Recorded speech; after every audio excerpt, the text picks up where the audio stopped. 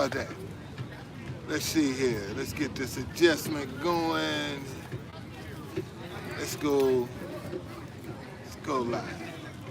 All right, we in here live, waiting for just Jason Kessler to come, and then we gonna get on with this conversation, y'all. We gonna have a good conversation here, a real good conversation. Maybe we need to pull him up a little bit. Yeah. Okay. So when he get here. So right now, hey y'all, this is MustangMedic right here. Hi. Okay, this white guy. Why you gotta objectify me, man? This white guy came in, and I was sitting in front of the White House. Can you turn your music down? And guys, so I can make a video. And guys, this black guy is Don, the true conductor. MustangMedic.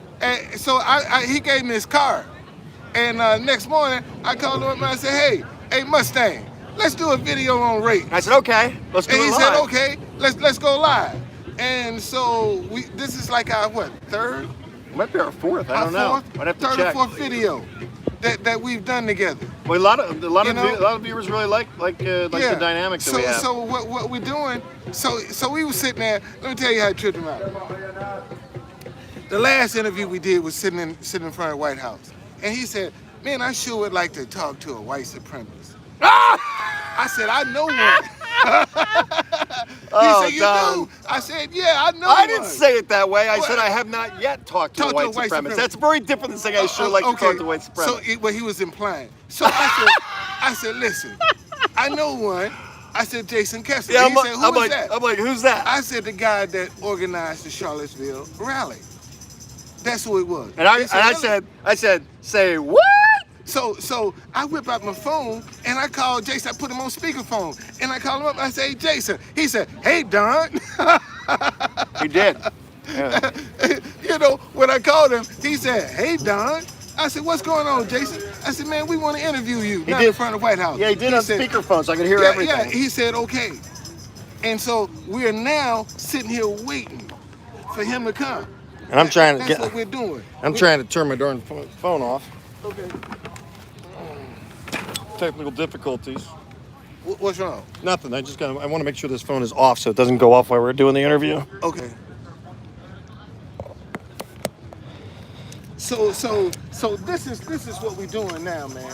We sit here, we're waiting for Jason to come, and we're gonna sit down, man, and have a real good conversation. You know, hear his point of view, his perspective. You know, there are a lot of people that got their viewpoints. Well, today you're gonna get it from the horse's mouth. A black guy, a white guy, and we don't know yet. Yeah. We're gonna interview Jason, see what. My impression of Charlottesville was it was just like not taking down the history, the statues. Right. And we shouldn't. Let's be clear about that. Yeah, we should not take down any statue. And we shouldn't. Oh, we shouldn't. Boy, look at. I know I've been called. I was just called a coon, a sellout, and all of that stuff. Just because I said we shouldn't take the statues down. Oh, I thought that just happened to you now. I'm sure somebody calling me a coon. No, don't say that. I'm positive. He's riled up today. I got some serious trolls, man. Can you guys give me 3 thumbs up if you can hear us well? I got some serious trolls. 3 thumbs. Okay. So we all got trolls. It is what it is. All we need is love. That's all we need, man. But the reason I say we shouldn't tear down the statues is because we need to set the record straight around some of this history, rather than tearing it down and doing all this other stuff. Let's just set the record straight. Man, I ain't got no viewers. Man, I got one. Don't be looking at the numbers. The numbers aren't important. Yeah. This is my point of view. With the statues, because I've never covered this on video, and I agree that statues should stay up. It's our history. We shouldn't be glorifying people that were trying to take down our country.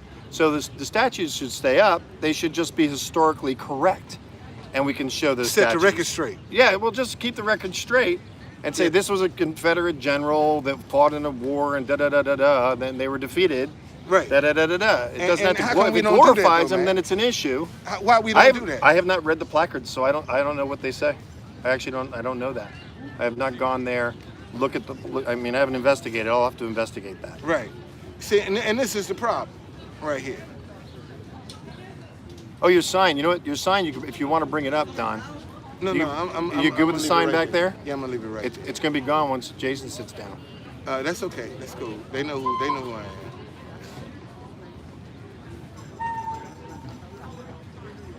So anyway, this is pre-production. You guys are here with us. We don't have anything planned other than talking to Jason today. Not that we don't talk. I mean, Don and I talk all the time. But I don't know. I don't have a lot of words today, Don. That's okay. It's very unusual. People are picking themselves up the floor right now. You'll get something as soon as we get started. Got a nice view of the White House. We had a Palestinian protest here today. You guys saw videos on that. Oh boy. They're here all day. Yeah.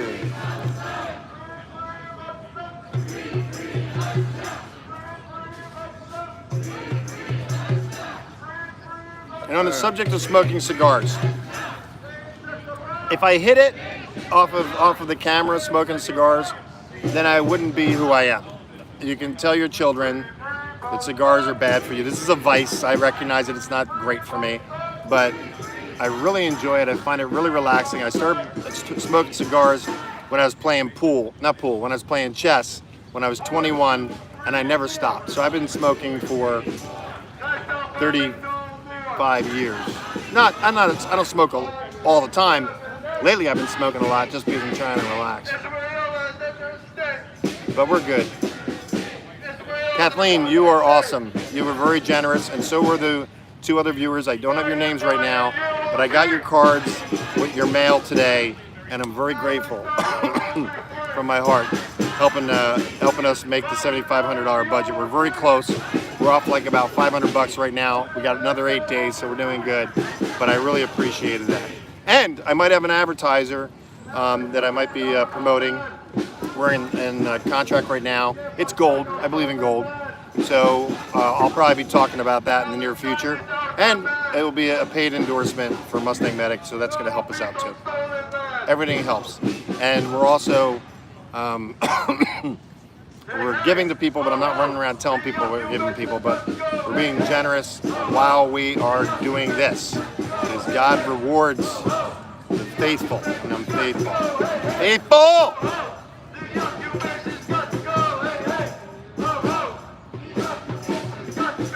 It's kind of got a beat to it.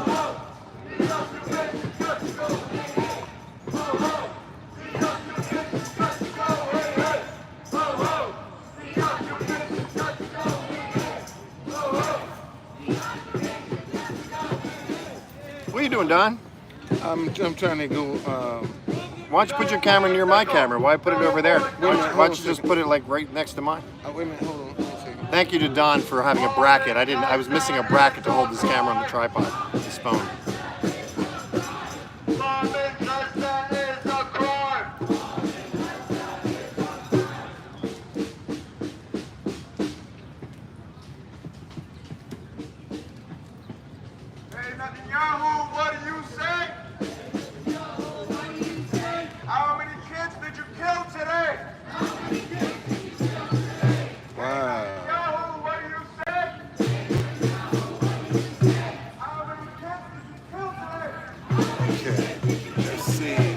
Right there. No, I'm trying to. I want to make sure. Oh, you go vertical? Yeah, I got to do vertical. Mine. If I flip it over, it won't work. I'm doing this on my personal channel. Maybe you have to put it. Conductor.tv. I think now you got to go further back, I think. Yeah. There we go. That's it. That's it right there. So you're going to see Don looking off to the right. That's it.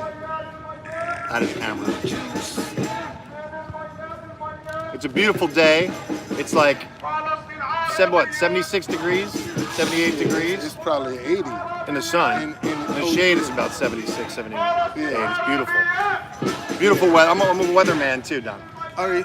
Yeah, I report on the weather. I report on everything. Okay. Because a lot of people ask me if it's all gray right, or now not. I'm back. Don's back. So we're Thank waiting God. on Jason. We're waiting for Jason to come. We got 15 minutes. We got 15 minutes. So He called and confirmed.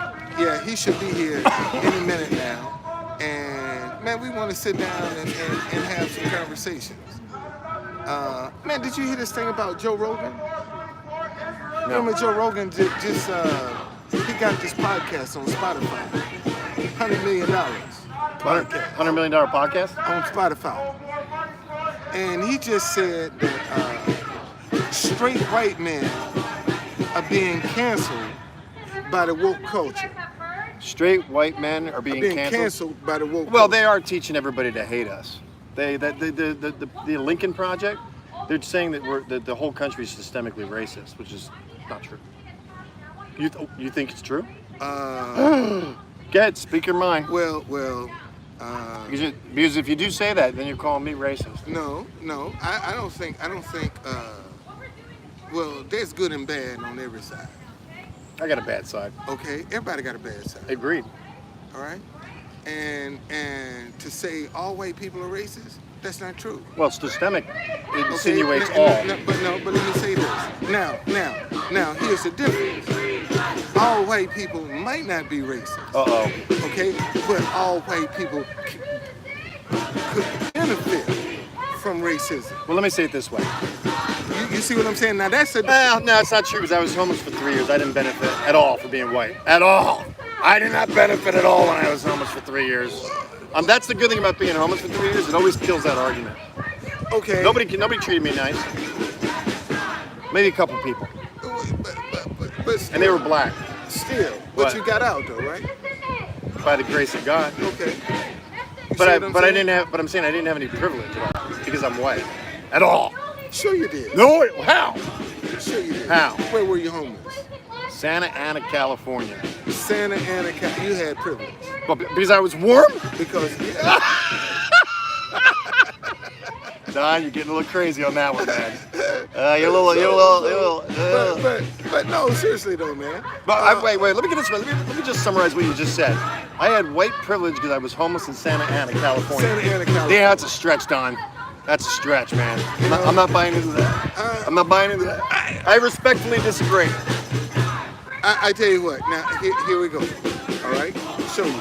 I bet you got more privileges. Oh boy. Homeless. What? It's like, no.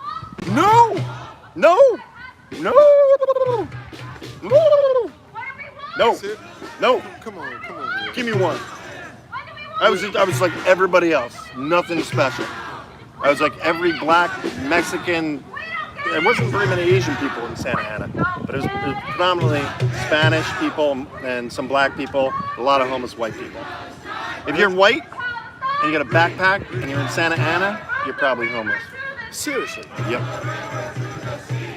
It's a very Spanish town, Santa Ana. Santa Ana, yeah. Spanish people are some of the most generous people I've ever met. Because my family's half Spanish. Right. Because I was married to a Spanish woman. The Spanish culture, I think, is very generous, very loving, very family oriented. I think the black culture is too, with the exception of what Biden did with separating a lot of black men from their families because of them putting them in jail for the 3 strikes thing that he did. You know about that. Yeah. He messed up a lot of families. People went to jail for 15 years for having pot 3 times.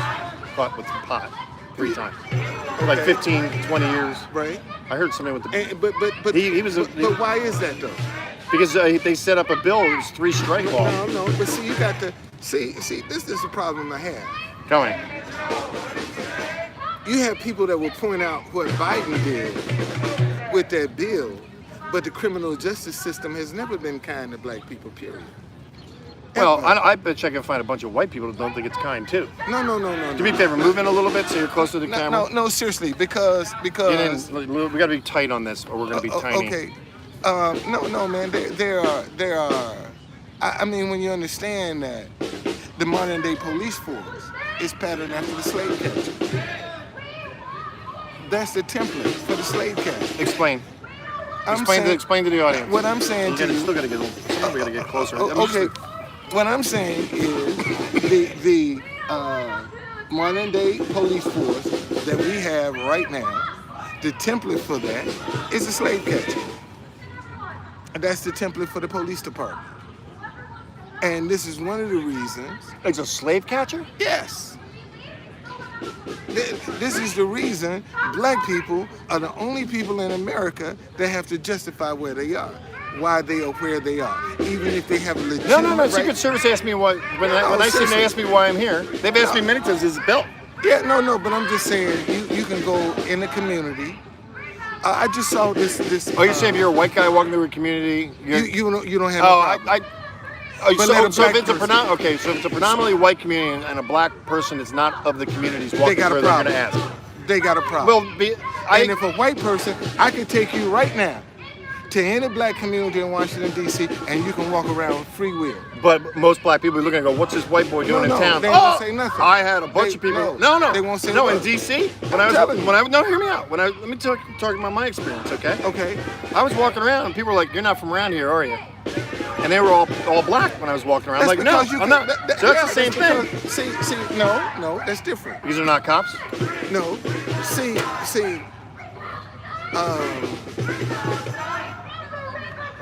I know what you're there saying. are some areas in D.C., if you saw white people, they were seriously lost, looking for some dope or some sex or both. So it's a predominantly black community and there's a white person. Okay, so right. You're saying there's a white the police person. knew it, and the community knew it. So if you see somebody in here right. white, So what you're saying they're is looking for drugs, right, or sex or both.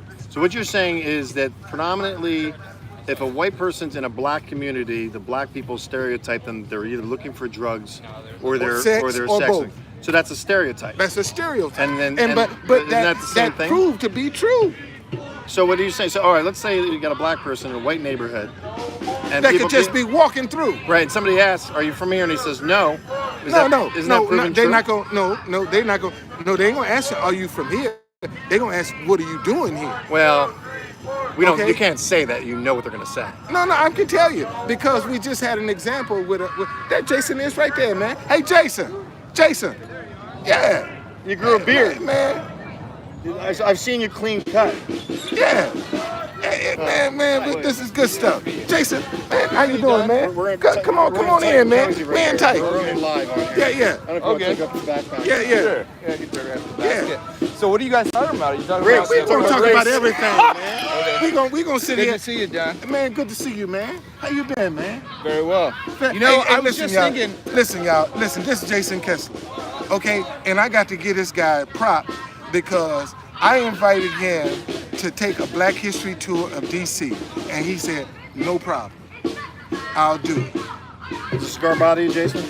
No, not at all. Just checking. Okay. Yeah, Don is the man. You know, it's nothing more commendable than knowing your people's history. You know, I was just thinking on the way over here. There's a great DC restaurant called Ben's Chili Bowl. Ben's they Chili need Bowl. to get Don's Yeah. picture in Ben's Chili Bowl. That's Yeah, like man. I'm gonna be up on there. right? I'm gonna be up there. I'll be there. Yeah. I'll be there. I guarantee you. So We'll go ladies get a and half gentlemen- smoke sometime. Yeah. half smoke. That's a deal. That's a deal, man. Half pork and half beef. That's a deal. All right. All right. That's a deal. All right. That's So a welcome deal. to join us as well. It's a thank you. great, Oh, it's a okay. great place for Yeah. chili dogs. See, No ladies and chili gentlemen, dogs. this is how you do it. Take people with different personalities, with different ideologies, And talk. even though they disagree, they can sit down and talk. Yeah, let me tell Jason what Okay. let me tell Jason what the whole format of MustangMedic is. It's 3 tenets. 1, we can listen to each other. 2, we can respectfully disagree and still respect each other. And 3, we can all love one another by lifting somebody up, by just simply like nice shoes or just do something. Whether they receive it or not, you're still gonna feel better about yourself because you lifted somebody up. Okay. So and then there's 2 DNA strands. One man, this will be an interesting subject. One man and one woman created all 7.5 billion people, so everybody's related. Science has proven Adam and Eve to be true. Okay. So that's what MustangMedic's about. And I came here for the rally on the 6th, and I never left. Really? Yeah, I just decided to stay because God told me to report the truth in DC. You got an apartment, or you just been staying in? No, I was in a hotels? hotel for 8 weeks, and now Wow. I got a place with my daughters. Cool. Yeah, by the Capitol. All right. So Man, how things been going for you, man? Good. Just staying real busy. You know, like it's a real busy time for me in the summer. I don't get a chance to do a lot of political or social media stuff during the summer. Okay. So Jason, everybody probably know of you from Charlottesville.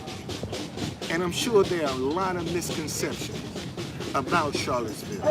It's old news, but there's still misconceptions. What is it that you would like to say that has been distorted?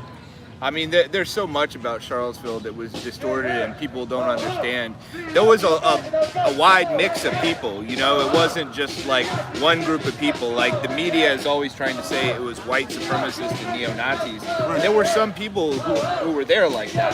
Just like I would say there were some people who were there like that on January 6th, although in neither case would I say that was the majority of people. Like in Charlottesville, I wasn't trying to do anything that was belittling, you know, black people or Jewish people, and when people marched on August 11th, for instance, in that whole thing where the media says people were saying Jews will not replace us, they play that all the time. That was a small group of people, and they stuck cameras right in their face. The majority of people were saying you will not replace us, because just like I have respect for your history, for black history in America, I have a respect for the history of my ancestors too. You know, Thomas Jefferson, Robert E. Lee. It's not always perfect, but we have a lot to be proud of as well. So why don't we set the record straight around? I think he is setting a record straight right now. You know what I'm saying? I mean, instead of tearing the statues down, why don't you set the record straight about what really happened?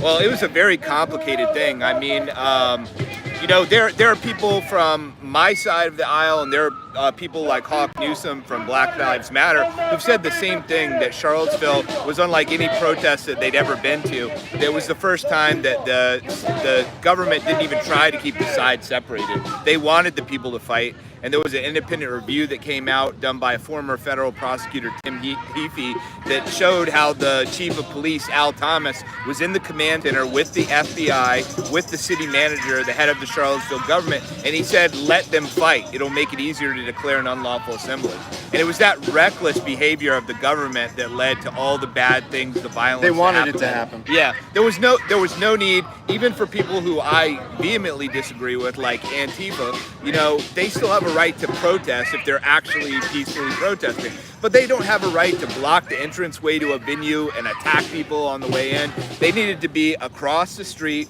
behind a line of they police. mixed you guys up, right? Yeah, they should have. Yeah, I mean, people were going into the event and just getting wailed on, and that was the environment where you had violence. The violence just didn't happen like it showed on CNN or whatever. It was a slow buildup of like the majority of people on both sides being peaceful actors who were there to hear speeches or to yell and scream at the protesters that they disagreed with them, whatever.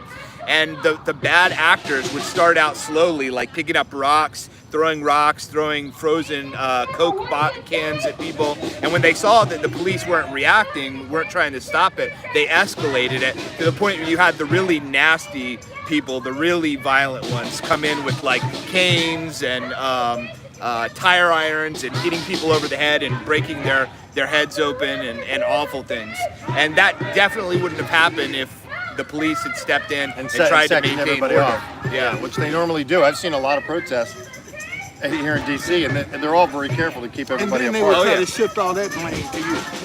Yeah, well, exactly. Your motivation was just not to get rid of our history. Statues? Yeah, I think the majority of it was protecting American history. I also feel like it's important that as America is changing in particular, and you have lots of different groups saying, you know, I want to stand up for Black lives, I want to stand up for this group and that group. White people should also have a voice at the table. It shouldn't always just be like us, you know, apologizing and saying we're the most evil, worst people ever. We have a valid experience that needs to be respected if we're going to get along with one another. And sometimes we won't agree. Sometimes you get pushed back and so forth, but that needs to be allowed to happen and not just silencing and canceling and censoring. Yeah, let me get, I know you got a thought. Let me just check this out because this is really loud. Give me 3 thumbs up. And can you hear Jason and everybody right now with the protesters? You're getting cropped off, Don. Why are you so far out of there? I'm getting cropped off. Yeah, you're getting cropped off. Okay. Can you guys give me 3 thumbs up if sound is okay? You guys can hear us over the. Okay, good. All right, so go ahead, Don. Okay. Man, this is a question I'd like to pose to the both of you. Why are white men so angry? Everybody's so angry. Have you turned on the TV? Look, you gotta be kidding me, Don. No. I would have asked this question. Why, man, a white man so angry? Oh, that is such Everybody's a stereotype. so angry. You were, that's racist, Don. No, that ain't racist. You just said all white people are angry. I didn't say. That makes me angry, Don. No, I'm just kidding. I'm saying because Joe Rogan just made a statement that straight white men are being canceled by the woke culture. And I agree. I agree. We both agree. And explain that. Well, Explain that. it's very hard to have a dialogue where, you know, black folks are getting to speak their point of view and white people are as well, because there's just such a presumption that white people are in the wrong and they just need to shut up and allow other people to jump in line. Like, for example, what's going on with the Chicago mayor, Lori Lightfoot, and she's saying, well, she's not going to allow white journalists to speak to her. Right. She's only going to allow black and brown. Now, I mean, that's just I'm all for black and brown journalists getting the same chance that a white journalist would, but I don't think they should get a better chance to interview the mayor, just like I don't think the white person should be able to get a better chance. So that's the kind of thing that we're talking about. You understand, this is not something that just started. You understand? We're talking about a system that has been around from the beginning of time. Okay? Which actually, I would say a lot of white people didn't have competition. But that's a stereotype. No, that ain't stereotype. You said a lot. See, no, because it's true. I know a lot of broke-ass white people. But I know a lot of them that ain't broke.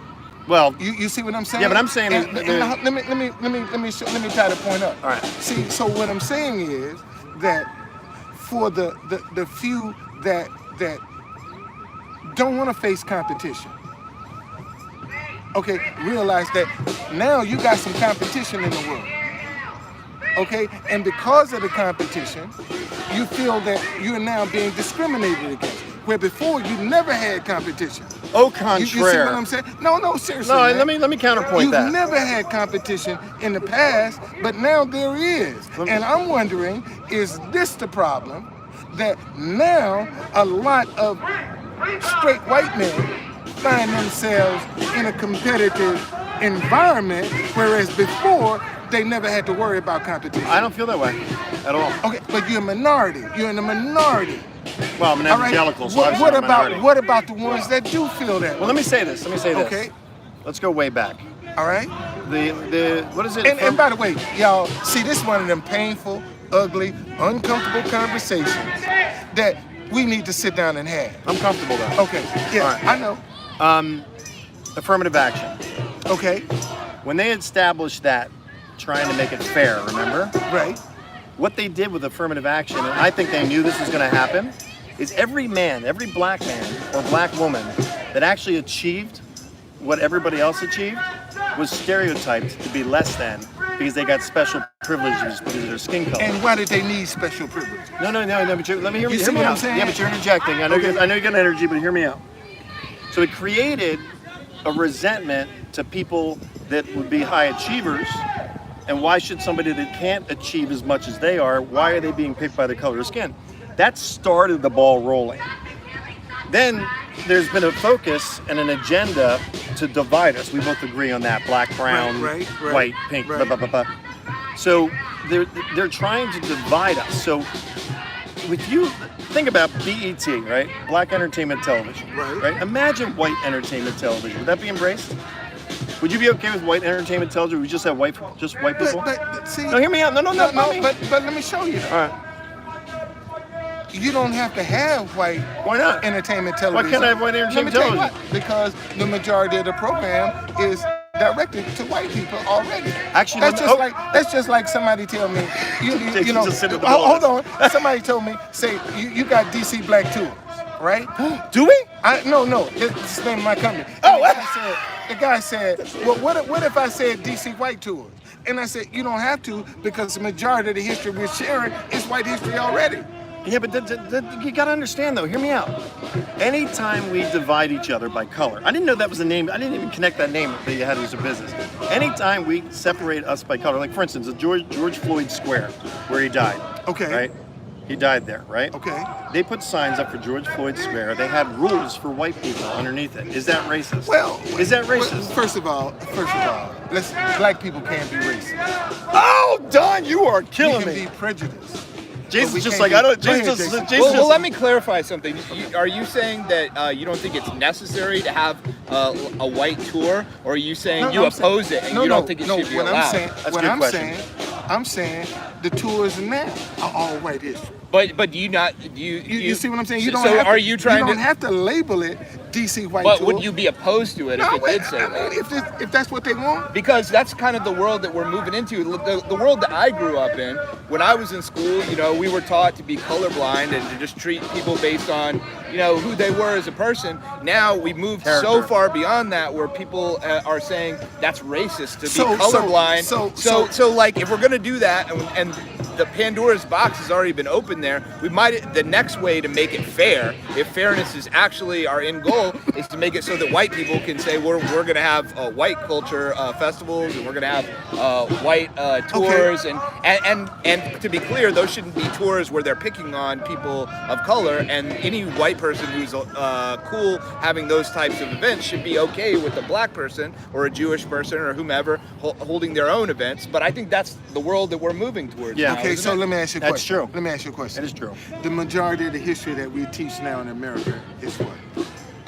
I'd say it's a mix. I mean, I think most of the school teachers are very far left and are hostile to the point of view of the founding fathers and all that. They're trying to turn our founding fathers into nothing more than slaveholders, even though a lot of them released their slaves and were against the practice of slavery and did the best they could for their time period, or calling them rapists and whatever, like horrible accusations. And I think that there's been a big move within public education to move away from the traditional interpretation of American history towards more of like the socialist, far left, like Howard Zinn, people's history, and talking about like more about like women's suffrage and the black suffrage movement, Martin Luther King, all of that stuff, which is part of American history for sure and should be taught. But I think that the issue of American history is so politicized that it's very hard for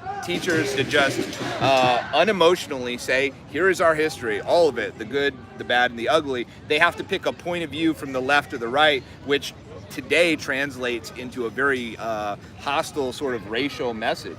And let me interject, because the Democrats created Jim Crow, right? They did the Jim Crow movement. I believe what's happening now is they're doing the reverse Jim Crow. Is what they're doing is they're going to have everybody that's white is racist, right? Black people are not getting their fair share. And what they're going to do is they're going to reverse it back on the black community because what they're doing is right now the black people are 13% of our population.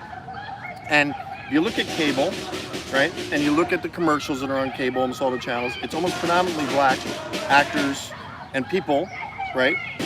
Do you recognize that? Do you watch much cable? Man, I don't watch television. Well, it's predominantly black in the advertising now. It's very in to be black right now. Really? Oh yeah. Shit. You are trending, Don. Don, you are trending. How come I can't get none of that action? Yeah. But no. No, wait, I'm not done yet. But what I'm saying is that what they're doing is they're overreaching with the white community by making us all racist, right? And then they're doing reparations and this and that, special treatment. They're creating resentment with the white people in the community, hence creating racism by pushing too far to the other side. And then what's going to happen is it's going to swing back, because they're going to create a whole new breed of racists because black people are getting special treatment. I know you don't feel that way, but black people are getting special treatment, and then white people are going to resent black people for their privilege. It's going to happen, and the problem is I think it's designed that way to separate us. It's all designed. Everything that's happening in our social politics right now is to divide us. And what's the Do you agree with that, Jason? What is the I think so. I think a lot of our policy and our culture right now, it is still being driven to a large extent by affluent whites, like Joe Biden type whites, who want to enjoy all the wealth and privilege that they have in life while still attacking white America generally to absolve themselves of guilt that they have for the fantastic life that they lead. So when somebody who's wealthy like Joe Biden and his family will attack white America, you know, they're punching down at a lot of working class people. I mean, demographically, the majority of the Trump supporters, not all, but many of them are working class. It's a much more working class coalition than any previous Republican administration. So it's very disingenuous when you have wealthy Hollywood actors and wealthy politicians who are preaching to the rest of us about white privilege. Maybe they should let working people earn for themselves and have their own voice. And if they feel like people aren't being represented, maybe all of these white Hollywood actors can step down from the Oscars and give away their roles to people of color, if that's their prerogative. Yeah, well, all right, let me ask some real basic questions that people are probably wondering about. All right, do you think that black people are less than white people? No. Okay, so they've painted you as a neo-Nazi. If you look up, you know this. Yeah, I know. If they look you up, and I mean, they got all kinds of definitions. Jason, as a neo-Nazi. So it's all propaganda spin around what you're doing because you wanted to keep the statues there because of our history. Wow. I'm a very moderate person. Wow, they paint. That's what the media does. Here it is from his mouth. He doesn't think black people are less than white people, and they call him a neo-Nazi. This is what's happening with our media. They do the long lens. They get in and they do the shots of that group of people with the torches saying, what did they say? Jews won't. Most of them were saying you will not replace us. Yeah, you will not replace. But they were trying to. They called a small group that said Jews will not replace us, and they use that, and they loop it and loop it and loop it and paint a picture of somebody that wants to keep the history going. And I mean, do you have anything in your history of like hating black people at all? No. Wow, it's amazing. The conflict in Charlottesville goes way deeper than people know. In the background, you know, the background was that, you know, we had that Confederate monument of Robert E. Lee. It was in the middle of downtown Charlottesville, and all kinds of people would hang out there. It was near the library, so a lot of folks, frankly, homeless people would hang out there. They would hang out at the library, but it was people of all different backgrounds, different races, and no one cared. It was history. That's the majority view, as it's always been. But then you had these race hustlers coming in. Some, like Kristen Zakos, the former city councilor, were white. But then you had others like Wes Bellamy, who was black. And Wes Bellamy, he was adamant about tearing down that Robert E. Lee statue, and he divided the community. And he was not doing it to oppose racism. He had so many tweets that he'd put out on social media saying, white women are the devil. There's too many white people around town. My favorite thing about being down south is looking down on little white men, like totally supremacist type of rhetoric, but you won't hear any of that from the media.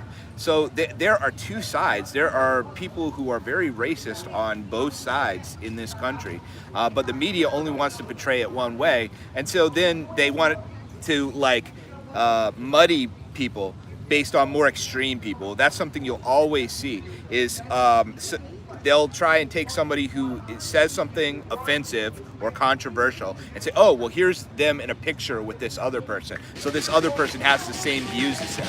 And then once they've smeared that second person, then they can get that person in a picture with somebody else, and it goes on and on and on and on. So Jason. Well, let me interject this real quick. In big tech, we got like 96 viewers right now when we normally have like 400 or 500. Right. They're obviously doing algorithms because this message is a unification message to get the real story about what's going on, what Jason's perspective was. But because of his name, they do the algorithms and then they suppress the fact that he's actually speaking what his truth is, that he doesn't believe black people are less than white people. They paint him as a neo-Nazi.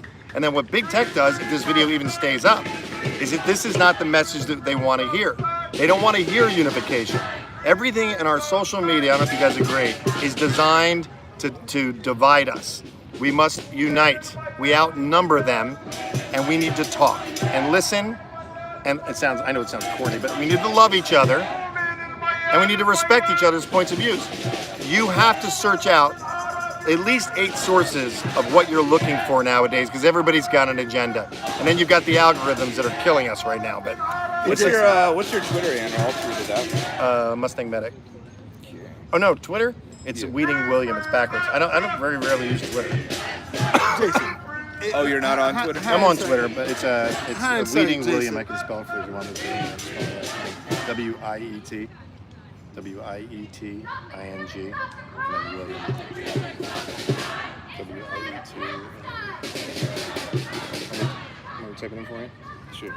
Jason, now, hindsight, man, looking back at this whole mess, what would you do differently? I mean, I think that with the Charlottesville rally, I was trying to cheat too much by getting a lot of attention very quickly, by working with people who had large platforms. In retrospect, probably not very good people, like Richard Spencer. Had a big platform at the time. He was being featured in a lot of media, but he's just not a good person. And I would say he's a legitimate racist, but just an asshole too. And I would have worked more grassroots. He was at the Lincoln Memorial the first time I met you. Yeah. Didn't y'all have a rally? Yeah, because that's when you had the big flag, and I came down and rode my bicycle. That's the first time I met you. Mm-hmm. Yeah, and he was there. So what did you do, Jason, with Twitter? I followed you, but the stream is not on here to retweet. Oh, no, this is YouTube. Okay. Which is probably going to kill us. I'll send it out later. Yeah. So, but you wouldn't get. Wow. Yeah, well, I mean, the whole thing, at the time of Charlottesville, we still had like the dying embers of the free speech movement. The free speech movement is basically dead now. Like, the culture has turned against free speech, and you have this culture of silencing people. And, you know, I used to be on the left, and when I was on the left, it was totally different than it is today. You know, it was celebrating like comedy and art and everything that was edgy and pushing the boundaries. I remember that. And it was the right wing that was trying to be censorious and shutting people down. Now it's totally reversed. And, you know, I was under the impression that there were heckler's veto precedents, and there are, that said that police had to protect offensive speech from violence, which was the checkmate for the Antifa movement. But what I didn't count on was that the ACLU was going to lose their spine and run away from that fight, that the police and the city government feel so entitled to just allow Antifa to run amok. And we're seeing that going on all over the country now, just letting Antifa, releasing them, dropping their charges, letting them burn buildings and attack police officers and get away with it. So in that environment, clearly you can't do controversial speech anymore. And I think Charlottesville was the first event that really proved that, unfortunately. So I was counting on my right to speak without being attacked, which clearly doesn't exist anymore. It is true. It is true. You do you agree with that? No? Yeah. Well, yeah. You gotta tuck in a little closer. You're a little too far out of the shot. I think. Can you move over to your chair over? Yeah. We gotta sit real up close and personal, so we're in the shot. I think we do have a problem with people speaking out and being targeted. Yes, I do think that is a serious issue. But the question is, why can't we unite against it? Because we're not listening to each other. And see, that's the question. Now, all three of us could agree that television news divides us. But why we don't boycott it? Why we don't stop watching television? You want to tell them about your boycott idea? Oh, yeah. Don's got a boycott idea. I'm saying come June, first week of June. Man, we need to turn off all television, national and local news. Except MustangMedic. Another source of news.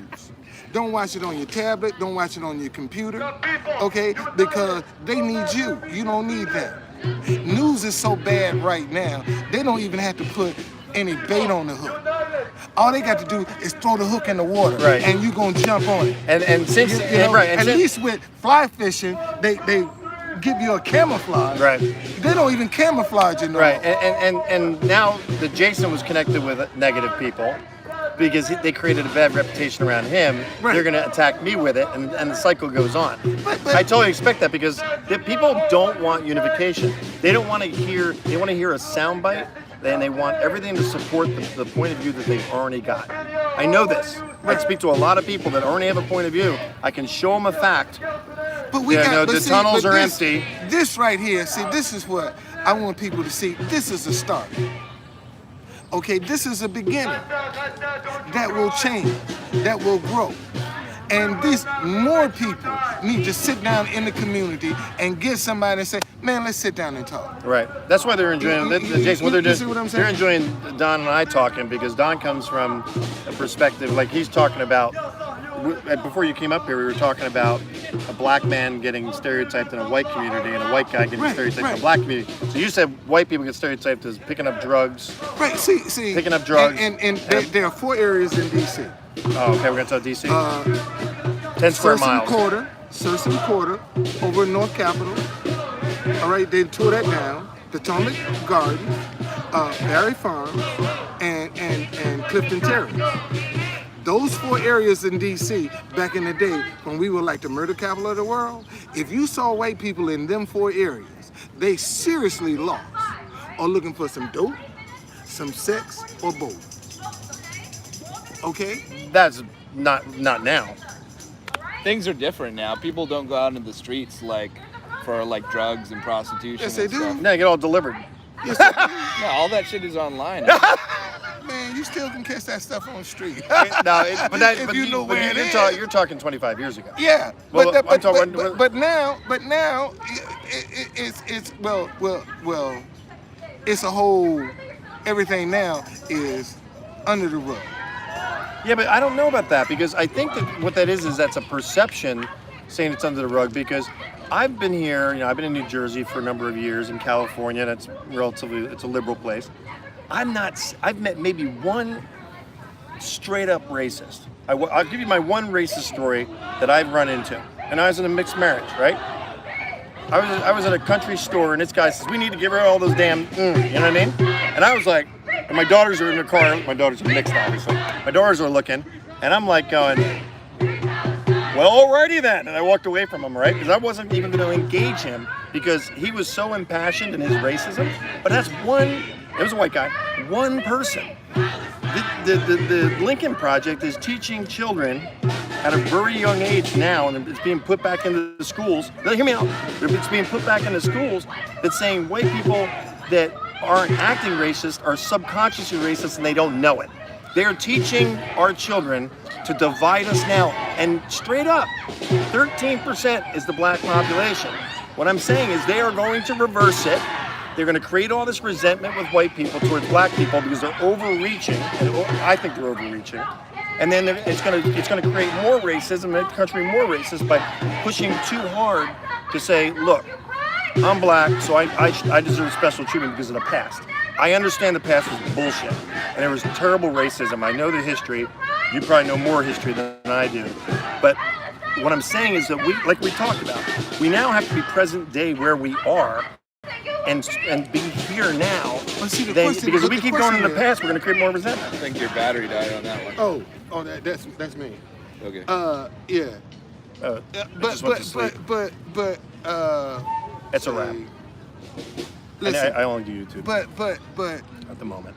Why do we need a 1619 project? Is the question. The 16... You see what I'm saying? Well, okay. See, my point is this. A lot of people are talking about why do we need this? But this is what because if we were teaching it in the beginning. Right. But what I'm saying, we could do something that teaches more about black history now. And yes, we can talk about racism. We can talk about the great things that black people have done in the history. We can talk about, World War II, and and all of those things. We should be lifting up the black community and lifting up the white community together, not pushing down the white community to lift the black community up to level it off. If you keep hear me out. If you keep pushing down, people that have not had resentment against black people are going to learn resentment. This teaching is not designed to make us love each other. The teaching is to divide us, because it's downplaying another color of person and saying white person bad. And CNN's running around showing black people punching Asian people. They did it again today. A mentally ill black guy, hear me out. A mentally ill black guy punches an Asian woman. What do? They do a special for a half an hour on Asian hate. Hear me out. Hear me out. All right. I know hear me out. Asian hate. They keep showing the optics of a black. It's always a black person. I've never seen a white person on CNN, and they just keep showing it, and then they keep talking about systemic racism. White people, like I said, that don't spend time with black people or talk to black people in predominantly white communities, they only get the impression of a black person through CNN. So they're creating the racism. So what I'm saying is, by calling white people being racist, systemically racist, that aren't, they're gonna resent it. I don't like it. Okay, so let's talk about the Asian hate. Asian hate. I put the blame of that right at the feet of the Asian business community. Oh boy. No, we're not going towards Asian people. What I'm saying to you is listen this. to me, Will. Oh, okay. All right? All right. Whose community would you say there are more Asian businesses in? The black community or the white community? From what I know, the black community. Okay. That's from what I know. All right? And I'm saying that there are, I'm not saying all, but there are a lot of Asian businesses, man, that treat black people like shit. Now, this guy that you said punched this Asian person, what if he was mentally ill? But listen, what if he just walked away from an experience, a bad experience, trying to spend his money in an Asian store? Then he's racist. Now listen to me, that he can't get to them because they behind plexiglass. Okay. Where are you going with this, Don? So he's gonna come out that store, right? And the first person that looked like who just offended him behind plexiglass, what is he gonna do? I hope he's not going to hit another Asian person, but that's not fair. But I'm just, what I'm trying to say is, man, we need to, this is deeper. No, but than just hear me out though. Hear me out. I got to jump. There's a reason for this. Let me jump on this. Okay. You just told me a reason why a black person can hit another Asian person. No. I said. What'd you say? I said. I place. You place the blame at the Asian people behind the glass. The Asian business community. You blame the Asian community. I'm saying the seed of all of this hatred and this vindictiveness, I'm gonna place at the feet of the Asian business people in our community. Okay, hear me out. Okay, hear me out. So I gotta get this clear. I'm not sure I'm getting this. Are you saying that the Asian community that has Asian businesses and black communities created that black man punching that random Asian person? Because it's the quality of service that they get. But you can't hit somebody for that. That's racist. Don, you're being racist. I'm not. Listen, hold on a second. Will, you're misunderstanding what I'm saying. You're telling me he's got a right to hit an Asian person. No, Will. Okay. I'm saying to you that that's where the problem starts. Yeah, but no. But you would. Will. Okay, go ahead. All right, go ahead. That's where the problem starts. It starts with the Asian community. That's where it starts. We're not dealing with that, man. It's kind of a fucked up premise to begin with, though, to say, like, it's about Asian hate. Like, a lot of these attacks are awful, but are the people actually, like, using ethnic slurs or targeting because they're Asian? Or is this just violence that happens in America, and anybody who's looking to an agenda can say, oh, this is anti-Asian That's what I'm saying. That's what I'm saying. That's what I'm saying. Hate. ABC was doing that. Yeah, ABC was doing that. ABC was doing that because they said it was a mentally ill black person, and there was nothing about what he said or anything. She just happened to be Asian. He happened to be black. And they do a half-hour special on Asian hate. There's no evidence of hate, just the fact that they're two different races. Right. But you're connecting it to the Asian community. I'm connecting it to the business community. Yeah, but you're giving it a reason that it's okay, and you're blaming the other person. No. I'm saying, man, this is what I'm trying to tell you. I'm listening. Is we need to sit down and talk. The Asian business community need to step up. Should they just all pull out of the black community? No. What should they do? But I'm saying. Will, see, maybe I need to take you into some Asian store, and then you can see firsthand what I'm talking about. See, because you have not had that experience. No, I haven't. There's an Asian woman that I buy. But I'm just saying. I'm saying. She's rough on me. No, she is. She's really short with me. She tried to charge me. She tried to charge me for taking a bun off. I wanted just lettuce, and she wanted to charge me extra for a bun. And I looked at her and said, "Woman, I am not paying more for taking away a bun." And I laughed at her, and she laughed. And that's just her culture. But that's her culture. But again, those are other people that it's happening to. But I'm a white person. I'm saying. Well, what is the nature of the grievance of black people with the Asian business owners? I'm not aware of this. I think it's treatment, man, and the service that they get. You think that they treat you I worse think because they you're black? absolutely. So why do you go back? Absolutely. Why do you go back to those stores then? Because they ain't got nowhere else to go, man. Well, give me an example of an interaction where you or another black person that you've seen with your own eyes have been treated poorly I know. by Asian Example. business owners. Example. Go into a restaurant. They place an order. Can't get the order right. Okay. They don't care if they get the order right. Oh, let me. All right? Can I interject? And wait a minute. Okay. Hold on a second. All right. And now the black person is trying to question. They get an attitude. All right. So the black person, because they ain't got nowhere else to go, they are cussing out the Asian business owner and still giving them their money. And I'm saying we need to go look at the relationship between the Asian business community Can I say and something? the black community. And if you do that, man, you're gonna find there's some serious issues. Let me talk about my experience real quick. Okay. Let me talk about my experience about an Okay. Asian place. Okay. There's an Asian place near me. It's like general American food, you know, scrambled eggs, that kind of stuff. And she speaks Chinese or whatever she speaks. She doesn't speak English, right? And I've been sitting at the restaurant, minding my own business, and I've seen black people come into the restaurant, and they're saying no cheese, and she keeps forgetting no cheese, right? And she's like, cheese, and I've seen people black get really mad and start screaming at her, and she just simply doesn't understand, and she's getting beaten up to the point that I'm almost like, she just doesn't understand, man.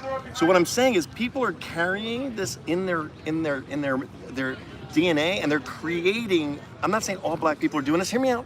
So what I'm saying is that when the Asian person's language breakdown happens, it gets perceived as disrespect by the person that happens to be black, and the black person tends to act out on the Asian person, creating what they don't want to create, and then they get mad about it. Here's what I'm not every black person that's happened but to, here's but what I've I seen find it. I'm saying I've interesting. seen it.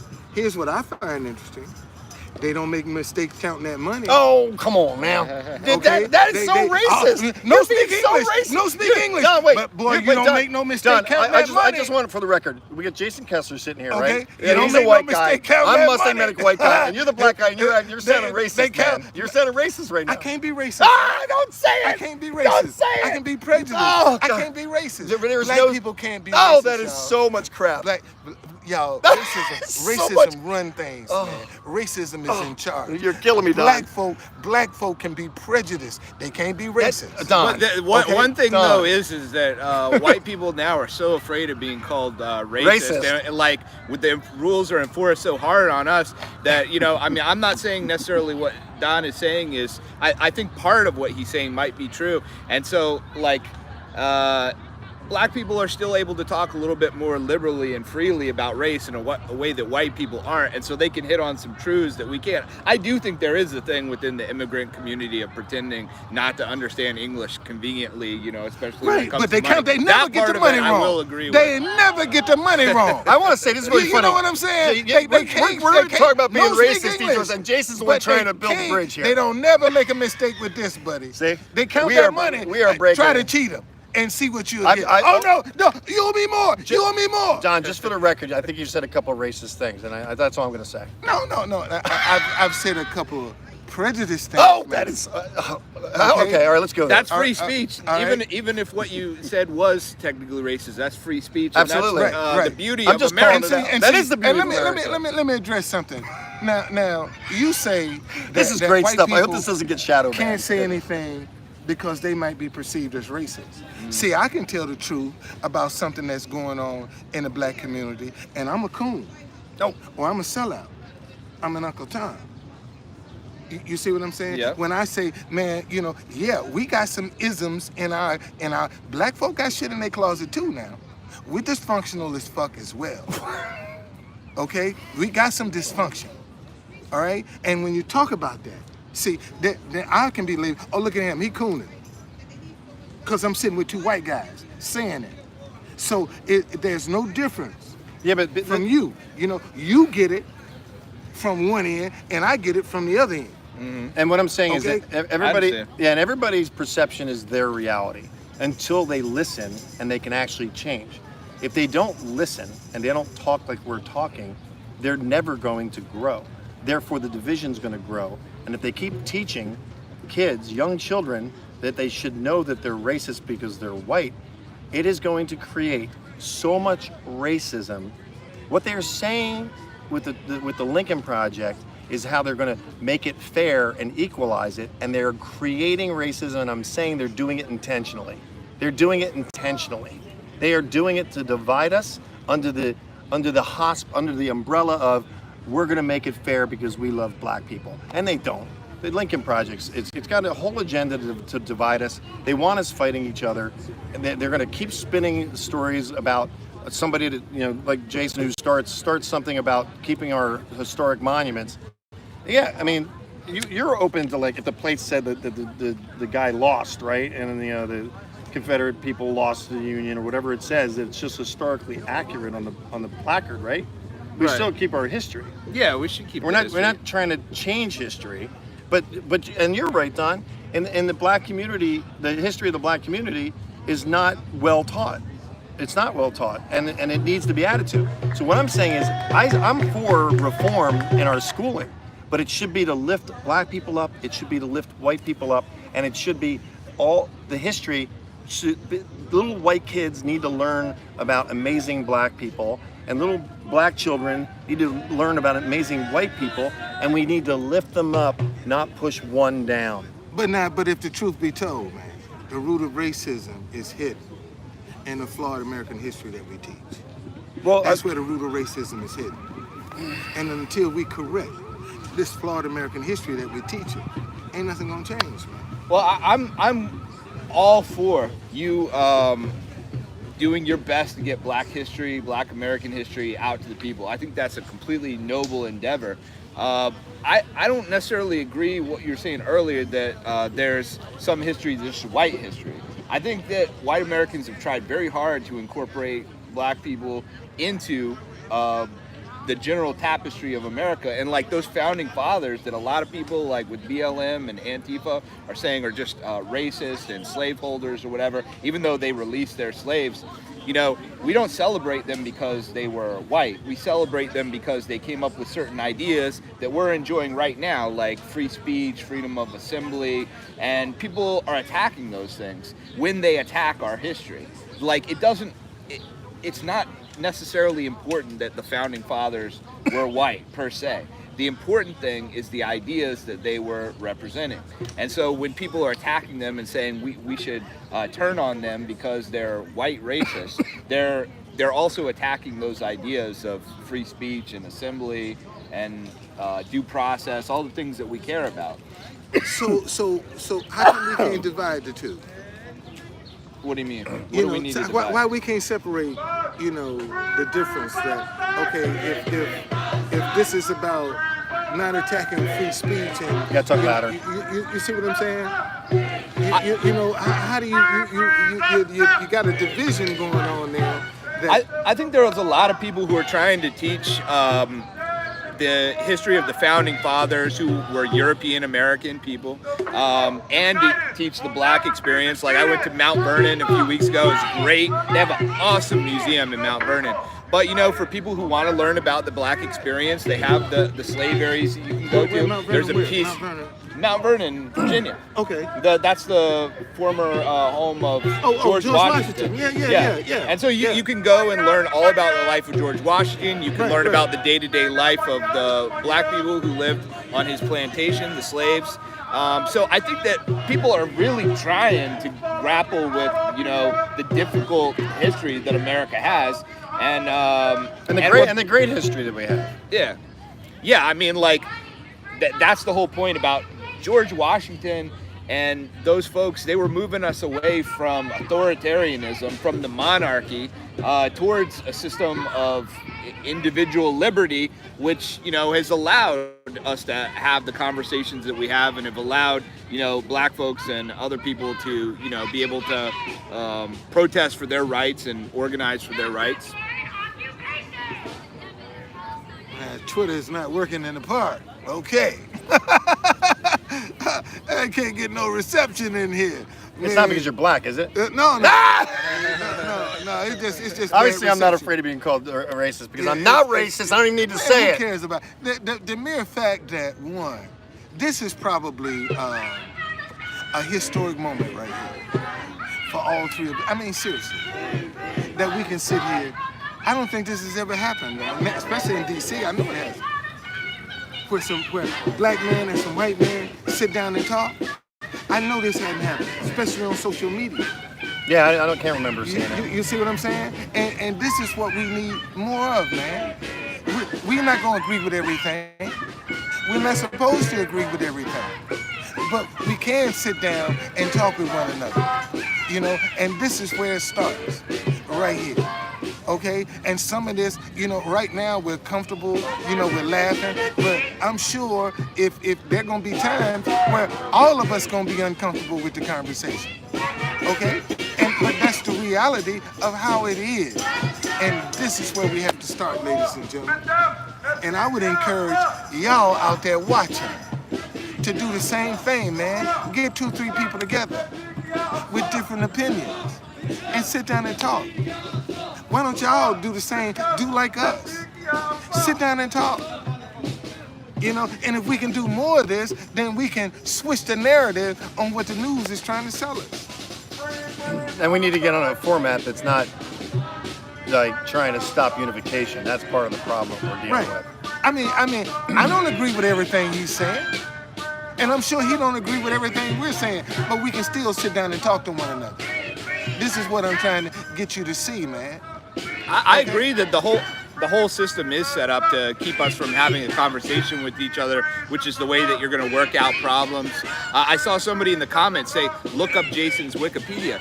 Everything that's on my Wikipedia is fake disinformation, psyop bullshit to try and smear me so that someone like me who is trying to speak about the issues that are important to a lot of white Americans, you know, just gets marginalized. They use terms white supremacist, neo-Nazi, which are not true, which are not anything that anybody would self-identify as, certainly, and keep you from actually letting a person have a voice. And it always starts with someone like me, and then they move on, you know, to the point where they are comfortable banning Donald Trump from Twitter. That doesn't just happen in a vacuum. They start with someone like me who they've done a successful smear campaign against. Then they move on to someone like Alex Jones, for instance. And then they find that they can keep doing that, so they move a little bit further to the point where they feel so empowered they can take down the president of the United States himself.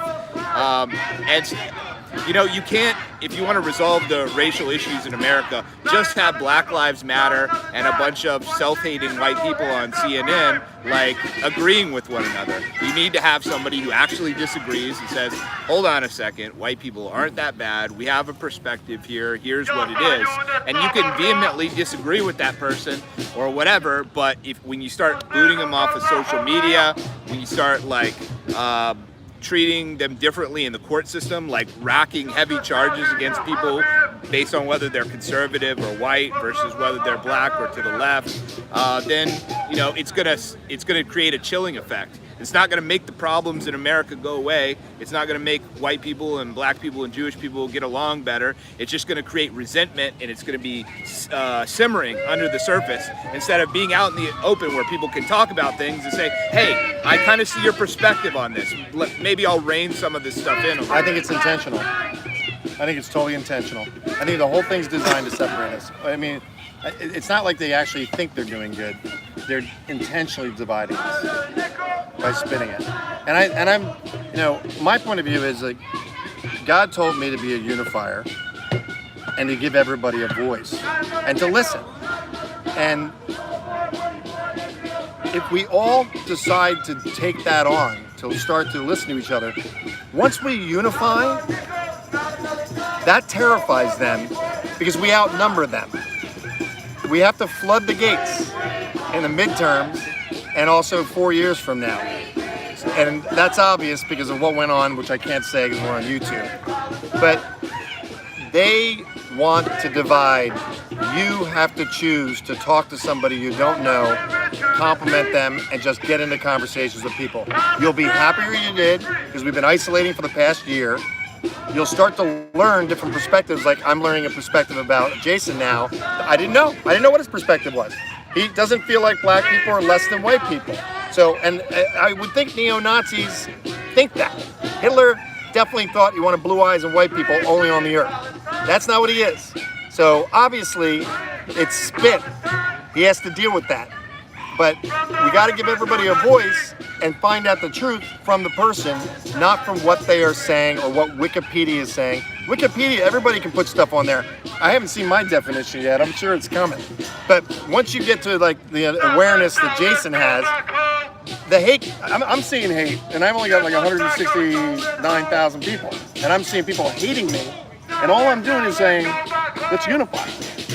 So Now, I do have a question. isn't that wild? I got a question for the both of y'all. Why is it a lot of white people, I'm not saying all, but why is it a lot of white people struggle with the sins of their forefathers?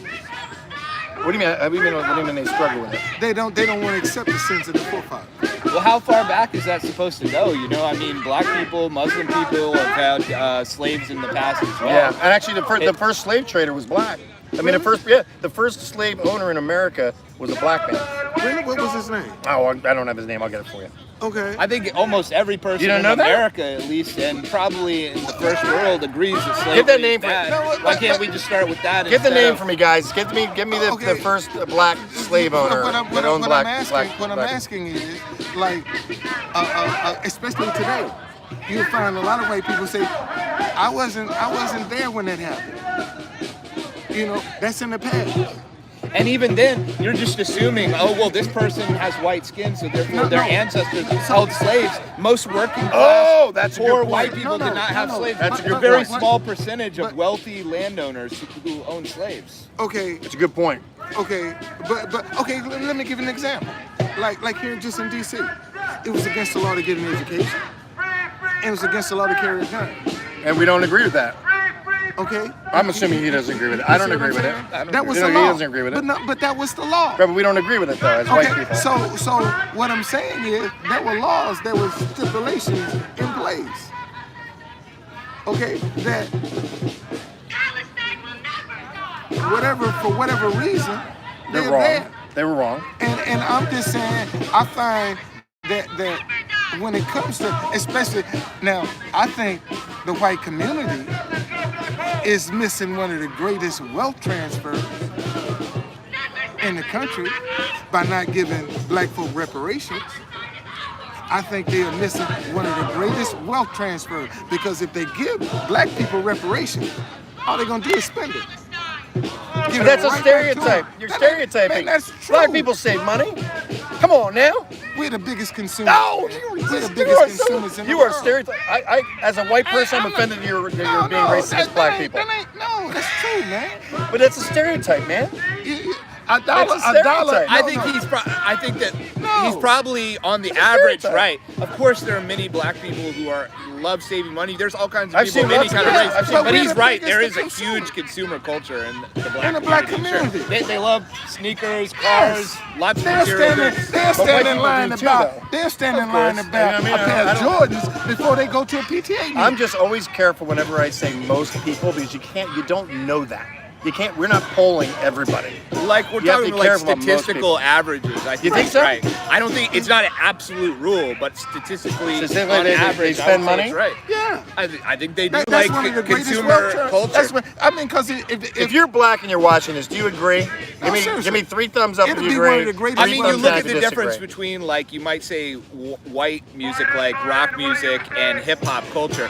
there's not Going too many back black to people- like there's not too many- Cobain and Yeah, there's not too many grunge black and all people that. listening to Meatloaf. There's always this, like, white people like dressed in flannels in the Sweet 90s, home trying to Alabama. trying to like get away from corporate influence and all that. Whereas I think black culture loves flaunting of money and like showing off possessions. I still think it's a That's what he's saying. stereotype. It is a stereotype. I Okay. think that it's a cultural thing that is real. It doesn't mean every black person is like that. I've got a stereotype. I think that black men dress way more with more style than men, white men. I think black guys, they got the colors, all the colors Well, I agree. matching. We got I think a bit you more guys got rhythm some than y'all. style. Yeah, Yeah, you got some style. We got more rhythm. I would agree. Yeah, you dance better too. Yeah, I we dance pretty got good more though. rhythm. I dance pretty good. That's what my daughters tell me. We got more rhythm. A little We bit got more more- flavor. yeah, that's we bring a little bit more. That's a flavor to it, stereotype, but baby. I would support that. I wouldn't You know, support it, but I agree with it. I mean, but here again, man.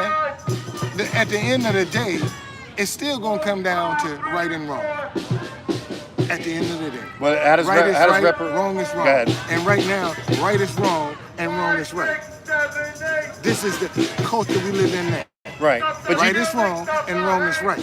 And we need to get back to right is right and wrong is wrong. But you do agree that the white community, but you brought this conversation up about being canceled because we're being labeled, any white man like what we look like. And They're just assuming we're racist. Let's talk about domestic terrorism. Wait a minute, where did how'd that come out? You know, I mean, because when you say domestic terrorists, what? Oh, you're gonna say it's always a white guy? Oh, what's the first thing that that guy? come to mind? That's a totally fake thing. I know something about that. First of all, let's start with the idea. They always say that white men are mass shooters. That's not true. They like to take out a few exemplars, and then the media pumps that out. If you look statistically at who the mass shooters are, there's not very many white people there. Then, because they're not talking about, Hold on a second now. Hold on a second. See, Jason.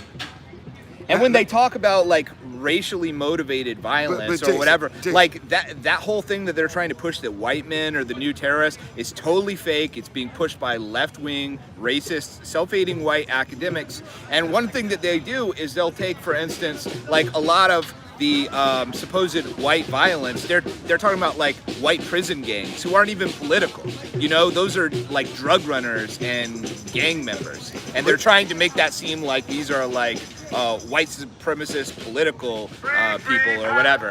Besides that, they don't include Antifa violence. They just don't. I think the first Antifa killer that they actually allowed to be counted as that was the guy Michael Reinl from Portland who shot that Patriot Prayer guy.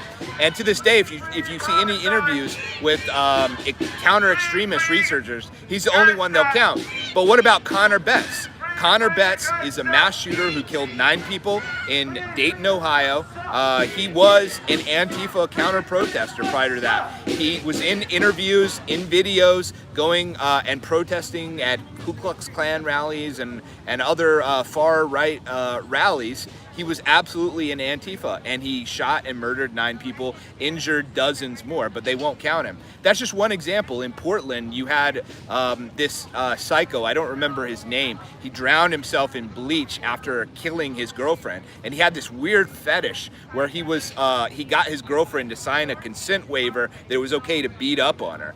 Like it was supposed to be like consensual or something. But of course, that's a stupid idea, and he took it too far, and he murdered her. But he was living in Chaz. He was living in the literal I never heard that. autonomous because they cover it up. Yeah. But that was an Antifa murder. And many more examples that they cover up. The majority of the members of Antifa are what? They're white people. That's true. They're very bad, evil white people who are being brainwashed by the universities. Okay, now they are being brainwashed by the I universities. will say, when we get mad with each other, we do kill each other. But when white I never men, killed anybody. But when white men get mad, they kill up everybody. Oh, come on. You were doing so many seriously. You were doing They kill so many stereotypes everybody. in this video. No, that's true, man. Well, if you look at the mass shooters, many of them are black, Don. It's just the truth. Name the last Like, black, you name the might last not black want to mass- count. Name the last black mass shooter. When I'm talking That's about because they don't put them on the news. How can I name them if they don't I'm put them talking on the news? What name like, the last we're talking black- about gangsters, drug dealers. Those are the kinds of people who are also mass shooters. A lot more in Chicago. Now, when I hear mass shooting, I hear multiple people being killed by the same person. Yeah, that at the happens same time. with black people too. Okay, but now, and these are total strangers to them. And what I'm saying to you is, if you go into our community and you look at the quote unquote mass shootings that you're talking about, it's black people killing black people. Because they know each other? Over feuds, over drugs and money, Yes. but that's still a mass shooting, Don. Whether they But- know them or not. no, like in but Charlottesville, they've had a ton of But shootings. Jason, a ton of what I'm mass saying, shootings in but Charlottesville. like, what was the last guy that just shot up a whole bunch of people? I mean, just walking and randomly, just in the grocery They're store. happening all over. In Colorado. Don, let me give you an example. You know, like they're talking about January 6th forever. Nobody other than the Trump supporters died that day. But yet, remember when the black guy drove into the barricades here and tried to go to the White House, and that thing was gone? You probably don't even remember that guy. He was a black guy, and he killed law enforcement officers. When? He tried to ram the Capitol with the car? Yeah. Or was he black? Yeah, I didn't even know that. Because they killed him. They buried it in memory hole. If that was a white Trump I missed supporter, that story. there would be, the investigations would never stop. Yeah, we'd be hearing about it on the I said news to that this day. I said that in a post. We're gonna go hot topic on this. Hopefully it stays up. In the Capitol, the gun, you can see the gun. It's just sitting there. It's just waiting. It's waiting, and pop! It shoots an unarmed white woman. No, man. You didn't see that? Come on, man. No, it's on video. Hold on a second. It's on video. Hold on a second. See, here's the problem I had with that. Them people beating on that wall saw that man standing there with that gun. They saw him. They deserve to get shot? You gonna run through the fucking window? Without a gun? They deserve to get shot? See, now the question is that nobody's asking, who was they protecting? See, that's the question ain't nobody asked. Everybody talking about this girl getting shot. But them agents was standing there protecting somebody. And nobody has said, who the fuck was they protecting? They're protecting Nancy Pelosi and the others because they don't want a working man's boot sitting on her But I'm desk. just saying, listen to me. Somebody important was down that hall. That's why they barricaded and standing there. And if you standing there, see a man holding a gun, and you still brave enough to run through that window, your ass deserved to get shot. Oh boy, Don. But see, that's the kind of thing. No, seriously, man. That's the kind of thing that people often say about the Black Lives Matter people. Or people like to resist arrest with police. They get shot without a gun, and people freak out. Hold on. See, this is a whole different, we talking about a whole different scenario. How so? First of all, it's the U.S. Capitol. We'll take out the Capitol. All right? No, you can't take the Capitol. People have stormed the Capitol over and over again. Many Democrats do that. When the last time somebody stormed the Capitol, Jason? They do it all the time. Jason. Remember when Kavanaugh was appointed and they were banging on the door trying to get into the Supreme Court? Jason. As Schumer said they should act out. Didn't Schumer said January should act out. When the last time you've seen a January 6th at the Capitol? Well, it happens in Capitol buildings all over the country. No, I'm talking about right up the street. No, we're off subject though. We're off subject. I'm just going gun, white woman, unarmed, pop. That's all I'm saying. Nobody's protesting. I don't care if she was black, white, no, Hispanic, I care or because whatever. if you standing there beating on a wall and you see a man standing there with a gun, and you still gonna run through the window anywhere, and you see him with a gun, you deserve to have your ass shot. All right, what if he's black in a car? It don't and he's matter. He deserves to get shot. No. See, that's a whole. No. See, that person ain't protecting nobody. We talking about a police officer that was protecting. Well, no, but the police officer protecting himself. No. Somebody was down that hall, man. Somebody was down that hall. Very important. And for all we know, it could have been Pence. Yeah, but we don't know. You know, if it was a Black Lives Matter demonstration and they shot an unarmed black man, that wouldn't be good enough. Like some hypothetical important person down the hall wouldn't be good enough. Let's be real. If it was Black Lives Matter, they'd have never got their foot on the lawn. But Black Lives Matter was able to murder like 3 dozen people over the summer and burn down police departments. Jason, they killed a black police officer, retired black police officer. They've killed many black police officers. Yeah. Jason, the majority of their victims were black people. Jason, I know, and the majority of the black businesses were burned. As far as the Capitol is concerned, if Black Lives Matter was going to march on the Capitol, would they have been able to get in the building? I think absolutely. Absolutely. The police would be terrified. The police would be terrified of if Black Lives Matter was marching on the Capitol, they wouldn't even got to the lawn. No, those police would be terrified. They'd be terrified. They'd be terrified to shoot an unarmed black woman. They'd be terrified to shoot an unarmed black woman. Can you imagine? They wouldn't have to. No, they would have never got to the building. Man, everybody's days off would have been canceled. Jason, what are the chances this video stays up? I don't know. I might have to post it on Okay. Rumble or something. Maybe it'll You stay see what up. I'm They'll saying? say it's not advertiser friendly. But you know, I don't care who it was. If it was a black woman that was gonna rush through that window and a guy, she should have got her ass shot. No, I don't agree with that.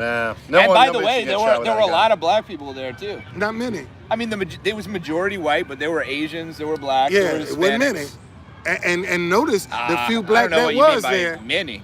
What? The few that Who? was there that What? they have identified, they threw the book at him. What's mini? Oh, it's one guy I haven't was. seen any black people get charged other than Yeah. that guy who was the Black Lives Matter guy. No. Who was saying burn the place down. That No, Sullivan guy. it's one guy went in there with his work ID.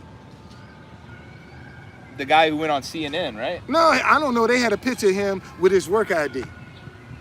And he was one of the first ones they jammed up.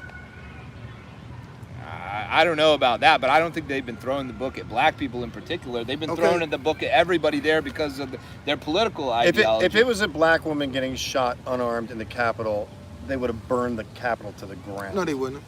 They would have burned No, the they wouldn't. Capitol. Yeah, we would have. They'd have never got in there, man. Trust me. They let them in. Black folk know. the summer wouldn't look like this, that's They- for they sure. It would've- would have been they another would've summer never- of riots right They would now. have if never that got had in there. happened. They Yeah. would have never got their foot on the Capitol ground. Trust me. If Black Lives Matter right now came down here with a protest, they kick everybody out of the park. Kick them out. They do with white people too. Like a bunch of Okay. neo-Nazis came down here, they'd kick us out. They kick them out. Right. All right. You see? So what I'm saying to you is there's a difference. And see, the Black Lives Matter movement is so convoluted. You don't know who's It got taken over by Black Lives Matter Inc. The movement, original Black Lives Matter was just people feeling that blacks are being persecuted by the police. But now it's become a militant arm of a political party. Well, That's what it looks like. I mean, that's all the optics that it's got. see, man. See, now you was nervous about. He was nervous about you coming in. I A had lot of people are. That's okay. I had no idea you were going to say the most racist stuff. I had no idea you were going to be the one. He said, "Oh man, we don't want nobody to come in." It's And I'm okay, like, man. don't- Everybody's a little bit nervous. No, like, wait. I face a lot of I know banning you and have. I know you censorship. have. But and I don't. I'm assuming I'm doing this because I'm doing it for God. I don't know how long they're going to leave this up because I want you to have a voice. I want everybody to have a voice. And if you were racist, I'd still want to have a voice because I want to discuss it, right? To try to understand it. I'm trying to understand people. You're not. I have no tilt on you that you're racist, and of course they paint you as a racist. But everything you're saying, I believe that you're being truthful. You know what I mean? And that's I got the Holy Spirit that has that sense. But it's like we have to listen to each other. You guys have to share this video so they can see another side of Jason that they have not seen. Because I don't know how long it's. You guys can And you can download see, this. You can see an open, honest conversation. Yeah, download because we ain't been, hiding this shit. Download this video and spread it out. Go get a bunch of views on it. Just get it out there because I don't know how long it's going to last. I'm obviously willing to risk getting strikes because I have to answer to God. I can't be in fear of Google. I'm answering to the big guy, and all I want is unification. I want us to understand each other.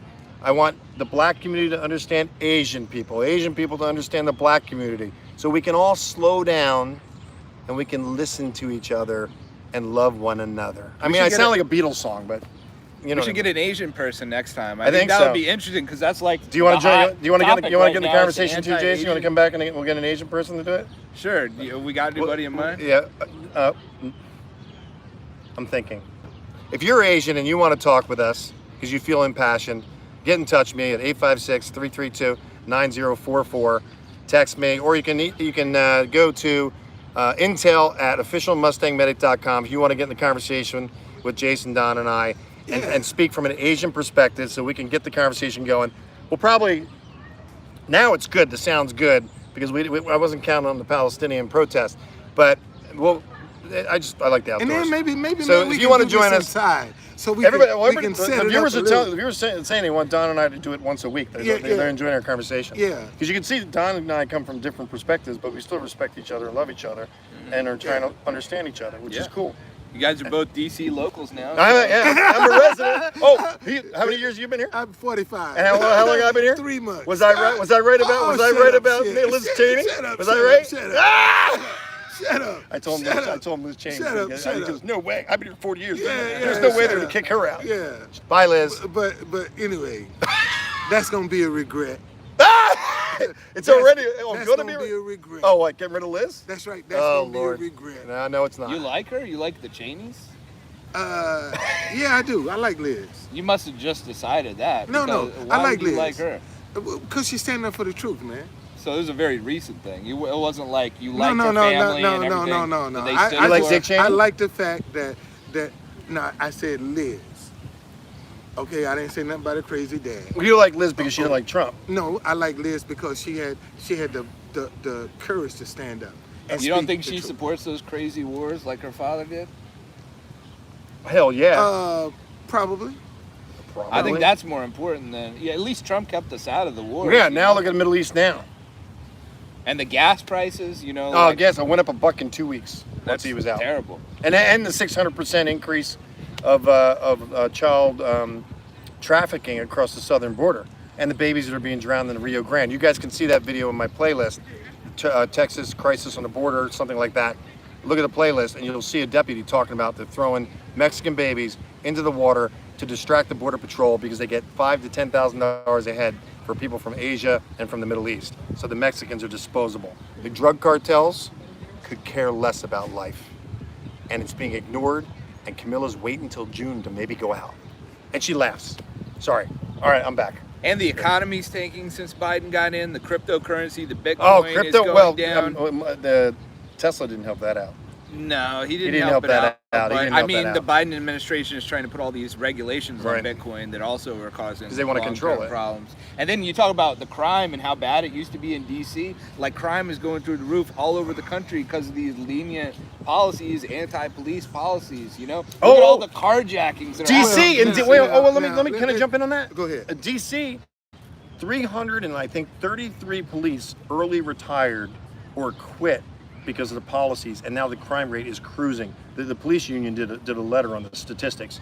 Crime is going through the roof now because of the Who's to blame for all the Hold on a carjackings second, that hold are on a going second, on though. in D.C. right But now? see, y'all got to realize, man, look, if you solve crime in America, look how many people lose their jobs.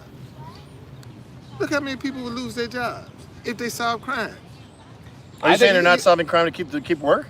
There's always gonna be crime. There's always Come gonna on, be man. sin.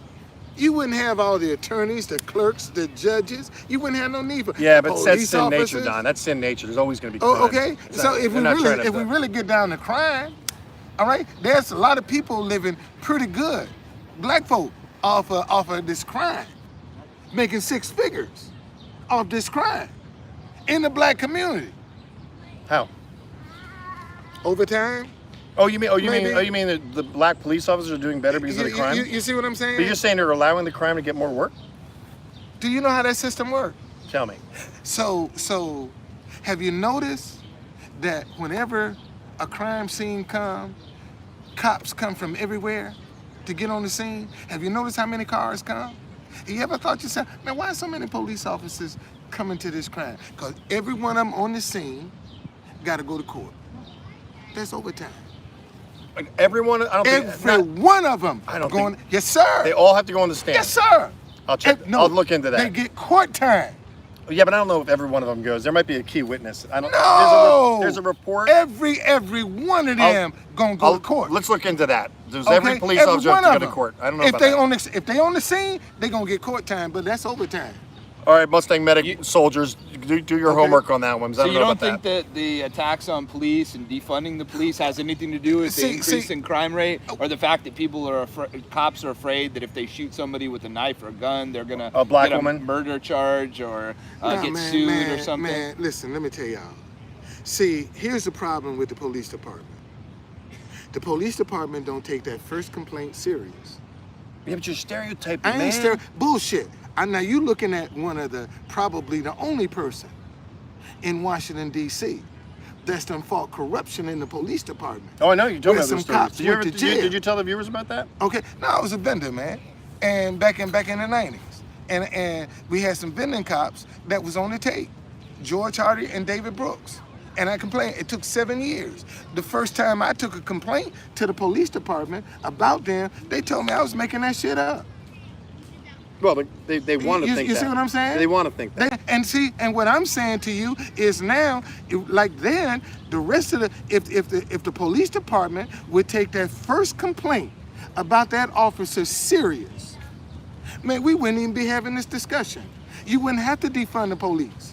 Well, I mean, I agree with you that holding dirty cops accountable is a righteous pursuit, but you don't think that defunding the entire police department is going to cause more crime, more murders in the black community okay, too? Oh, the black community is suffering because of the See, here's the dilemma in the black community. Because we don't believe in snitching. To defund the police, who's going to protect the community? See, that's a dilemma for the black community right now. Because they don't believe in snitching. I think there's a lot of white people who don't believe in snitching No. Seriously, man. Okay. Snitches, so what is it? Snitches get stitches? Yeah, I heard that one. I heard that in the white Okay. community. So if you don't believe in snitching, how you gonna solve crime if you defund the police?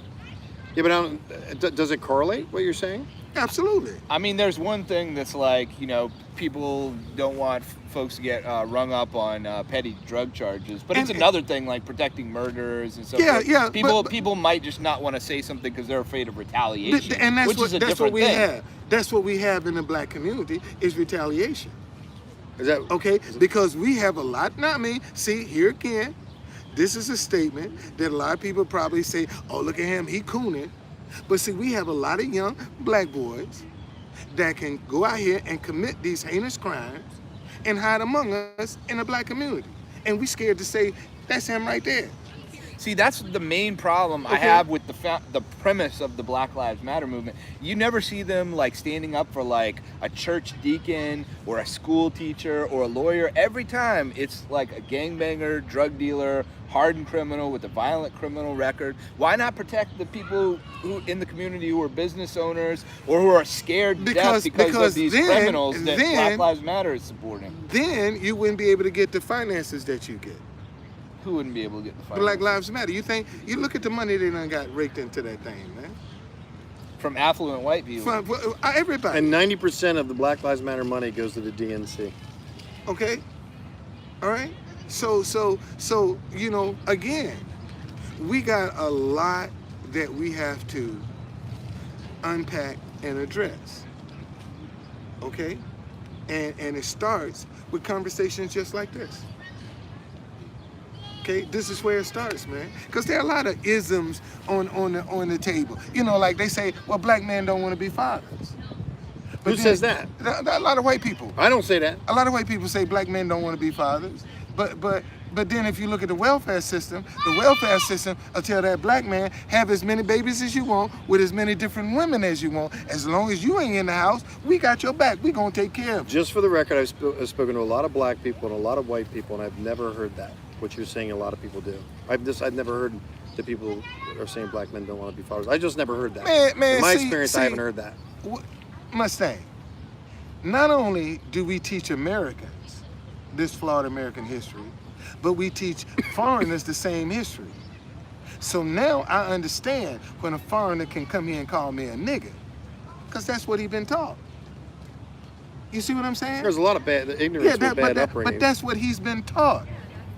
I can't blame him. I got to blame the system that taught him that. Well, probably his parents. Most likely his parents got that ingrained into him. But his parents aren't teaching them American history. See, this is what I'm saying. The same American history that we're teaching Americans, we're teaching the rest of the world too. We're teaching them that too. So they come here with a distorted view of what America is all about. But I don't believe that our school system is teaching black man bad. I don't think our school system teaches that black people are bad. They taught about slavery. They taught about the Holocaust. I learned all that. I'm 64, baby, so I'm 56. So my teaching was George Washington was this great general. Abraham Lincoln, freed the slaves. I mean, let's take George Washington. Only judge was Martha Washington's right hand. Only judge done walk this park. Right here, like Paul Jennings, okay? Alethea Browning Tanner, she had a fruit stand in this park. She bought 19 people out of slavery from a fruit stand right here in Lafayette Park. You see, but on a judge, was Martha Washington's right hand. Wherever Martha Washington went, Ona Judge was with her. What is her name? Ona Ona Judge. Judge. O-N-A, Judge. Well, you know, Ona the Judge. situation was that George Washington wanted to free his slaves, so when he died in his will, he said that he was going to pass them on to his wife, Martha Washington, and then upon her passing, all of them were going to be free. Okay. But when George Washington passed, Martha Washington didn't even wait. She freed all of the slaves of her own volition in her lifetime. So look at how many walked away. Ona Judge walked away from her. Hercules, who was George Washington's cook, walked away from him. He left his daughter at Mount Vernon. I would assume after being a slave, you'd want to walk away. Okay. Whether you liked her or and not. They asked Hercules' daughter, "Aren't you upset your father left you here on a?" She said, "No, he's free." And the only way he was able to do that was because Hercules was used to running errands to get stuff to cook. So the people were used to seeing him out. And he just walked off. Oh yeah, it was a hell of an adjustment when for people that were used to have people and slaves. like when the Capitol was in Pennsylvania. See, if you were a slave in Pennsylvania, after 6 months, you're automatically free. Right. So George Washington had to keep rotating his slaves every 4 months, so they didn't come to that 6-month freedom. That's how he kept his slave. There's another guy, William Lee, was George Washington's right-hand man. He's in a picture with George Washington, wore like a turban. This man broke both of his knees following George Washington. Right, but now back to the reparation thing. Okay. If we don't even know about it, we're two white guys that don't even know the history you're telling us. Right. Why are we responsible for it? Well, let's put it like this. The Bible says the sins of the fathers were passed down to the 3rd, 4th generation. I think we're 4th generation now. Okay. Might be 5th. So you're in the generation But what that is held accountable. But as I was saying earlier, you don't necessarily know that somebody's ancestor owned slaves. There's a very small percentage. So do you think that white people whose ancestors didn't own slaves should be held accountable? But it rains on the good end of it. How you gonna separate the two? Race? How you gonna separate? Well, you the have two? to. You got to separate them by character, you not have by to color. look into their lineage, I guess. You know what would really be interesting? If black folk did get reparation, how many white people that have passed as white all these years, all of a sudden will end up being black? Because black people are getting reparations. There's already people who look at Elizabeth Warren pretending to be Native American. Point 0.00025. That's how much of an You idiot. had the actress Mindy Kaling, who is Indian, her brother, to get into medical school because he didn't want to put that he was Asian. Basically, Indian people are considered Asian because the university system is so against Asian people because of their high test scores. He said that he was black because he was very dark skinned, could pass as black. It's a very typical thing where you see a lot of people like changing their race on these forums because there are systems of racial preferences for certain groups. Which are not white people. The preferences are not white people. Yeah, the system is discriminatory. But white people have never had to have preferences. Well, what do you mean? But see, they never had to have white preferences. people aren't a monolith. You know, you have extremely wealthy white people in Martha's Vineyard or something. You have Hunter Biden, who is the biggest screw up in the world and a crackhead, but he falls down and falls into a pit of $1 million. He can't get away from making money. And then you have working white people who have no ladder up because all of the ladders have been cut out from under them because people say just the fact that you're white, the system is already favoring you, so we're going to make it harder for you. And that's what you said about me when I was homeless. You said I got preferences when Jason, I was homeless. And I don't know how do we address this, Jason? I think the merit-based system is really important. I think it's character. I think we got to get back to character. What we do, we have to get credit for it. We have to be recognized for it. And I believe that I've met many successful black people that didn't have an issue coming up to do what they did. I mean, I've worked with people all different colors all my life, so I don't know races. I don't know racism. I never lived in an area that was like racist. I don't know. In my school in South Jersey, there were 700 kids. 2 of them were black. And I hung out with them, and I didn't have any sense that they were suffering from racism in New Jersey. I didn't see it, nor did they tell me about it when I was young. That was when I was a teenager. So I have a hard time seeing the whole stereotype of the system. I see the systemic racism title it's going to back up on the black community because they're going to make more white people resent black people, and they are trying to divide us. So they through what they're doing with reparations, and we deserve this because of what you did in the past or what your forefathers did in the past. White people aren't going to accept that. They don't have an experience of that. We don't even know the history of what you're saying. So why would I feel like I got to be taxed higher because of my color of my skin? That's racist. And do you know what I mean? Well, you hear me? Yeah, Thank you for hearing me. So now you can imagine how we feel. What do you mean? What do you mean? Look at No. we've been. I'm saying, you know me. I'm an advocate. Yeah, you know me. Look how we've been judged by the color of our skin. Trust me. I completely. You see what No, I'm I saying? agree. Now you're beginning to see. No, if a black man's walking down the street, they tend to be looked at as criminal, and a white person, I would say, probably isn't. And it's because of the optics of what they are doing in the media with the black people. I think that's totally dependent on the context. Like if you see a black person who's wearing a suit, walking, you're not going to assume think that's criminal. Meanwhile, like I was in Atlantic City recently, and like this white guy came up and was asking for money. He had blood trickling down his head. I'm thinking this guy's a drug addict and a criminal who's probably got the crap beat out of him because he was trying to get some heroin or something. So I'm obviously thinking that's a criminal. And like there's a way people dress, the way they carry themselves. You're right. I think that's much more important. Than I was doing broad dynamic. stereotyping with them. And I would say this is probably I retract that the statement. one area here in the Capitol. It's probably the one area in D.C. where white men are profiled. Say again? I'd say the White House and the Capitol are the two places in D.C. that I think white men are profiled.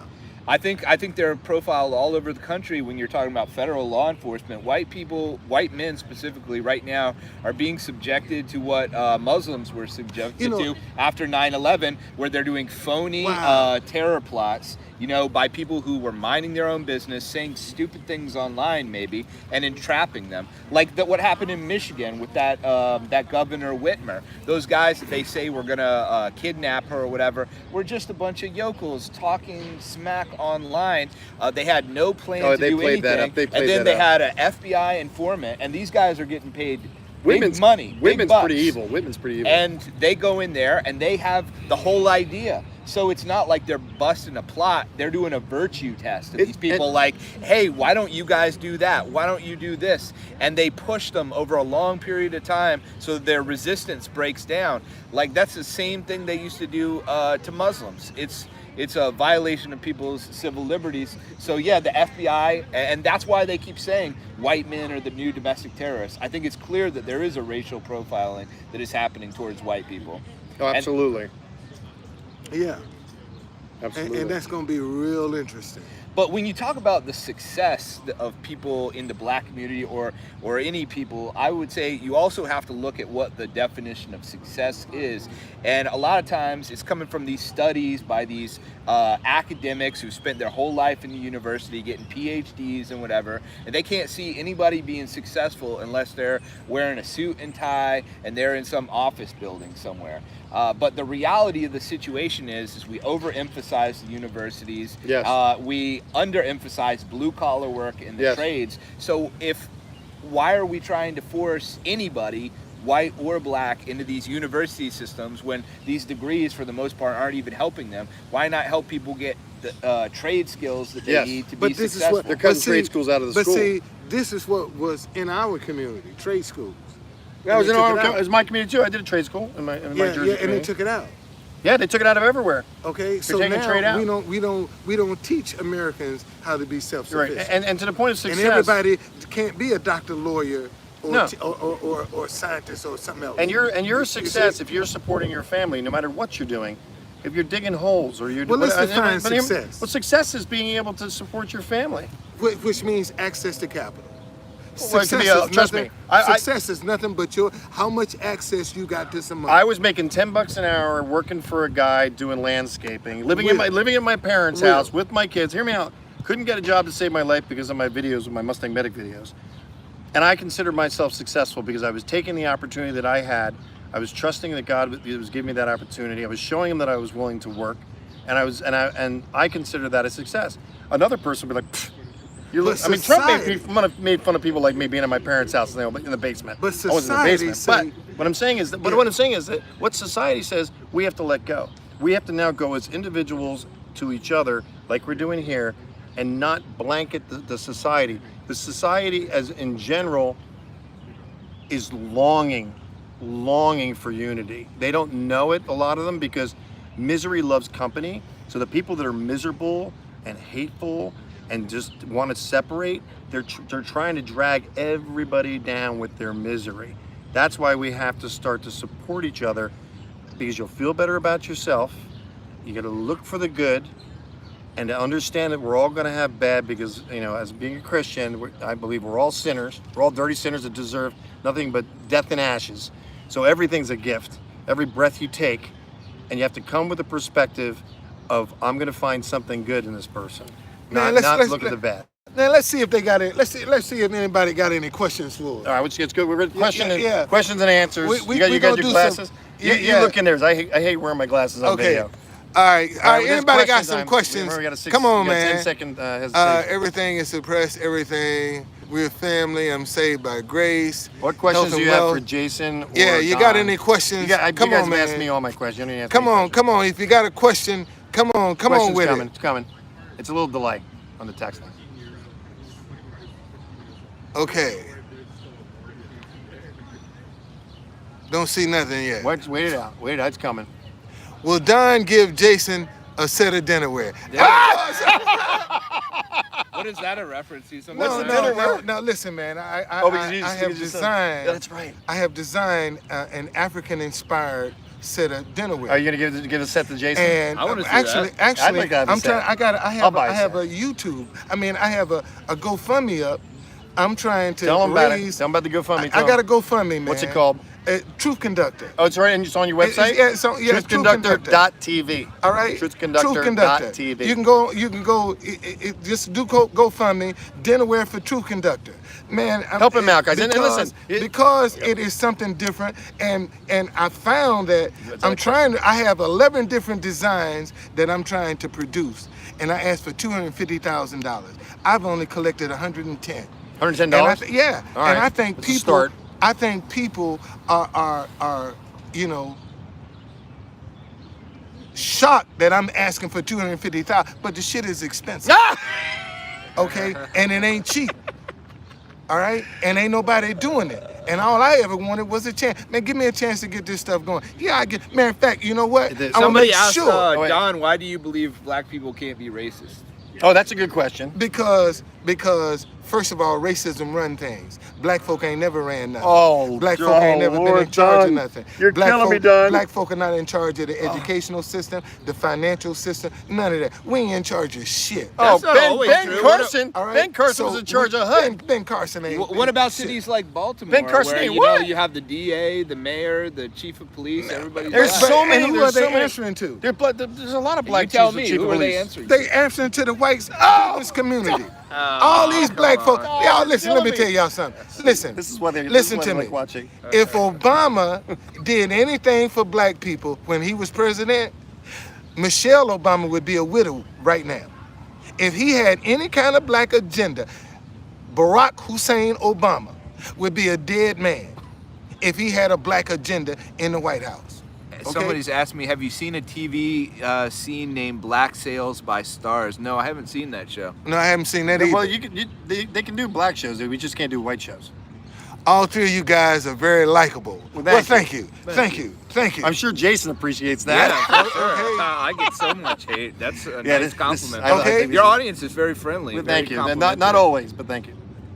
Yeah, thank you. Obama grandpa is Hitler. I ain't never heard that shit before. God damn. And they say that Barack Obama is related to Malcolm X. I got a TV, man. You crazy. I got a TV. Yes, I do have a TV. And if you don't, you can always hit True Conductor Cash App and help me buy one if you think I ain't got one. Are you related to Bill Cosby, Don? No. Oh, they were asking. What were they asking last time? What they say who you were? Remember the guy, the news guy. What was it? Al Roker. Al Roker. Yeah, you do look kind of like Al Roker, man. I wished I had some of their money. Somebody was asking about my Wikipedia. Like I was saying, it's totally fake. You know, the Wikipedia is run by left-wing activists, particularly when you're talking about someone like me who's controversial. There's a vested interest in having a fake narrative about things. So what they'll do is these leftists, you know, I mean, they're running the media too. So they'll write whatever they want. They'll write an article saying that you're a racist and they haven't done that to me Nazi, yet. I'm sure whatever. It's coming. And once they write an article saying you're a Nazi, then the Wikipedia editors who are left wing can cite that article. Yeah. Say, oh well, the media said he's a Nazi. Reliable so sources. He's a Nazi now. Reliable sources. Totally fake BS. Yeah.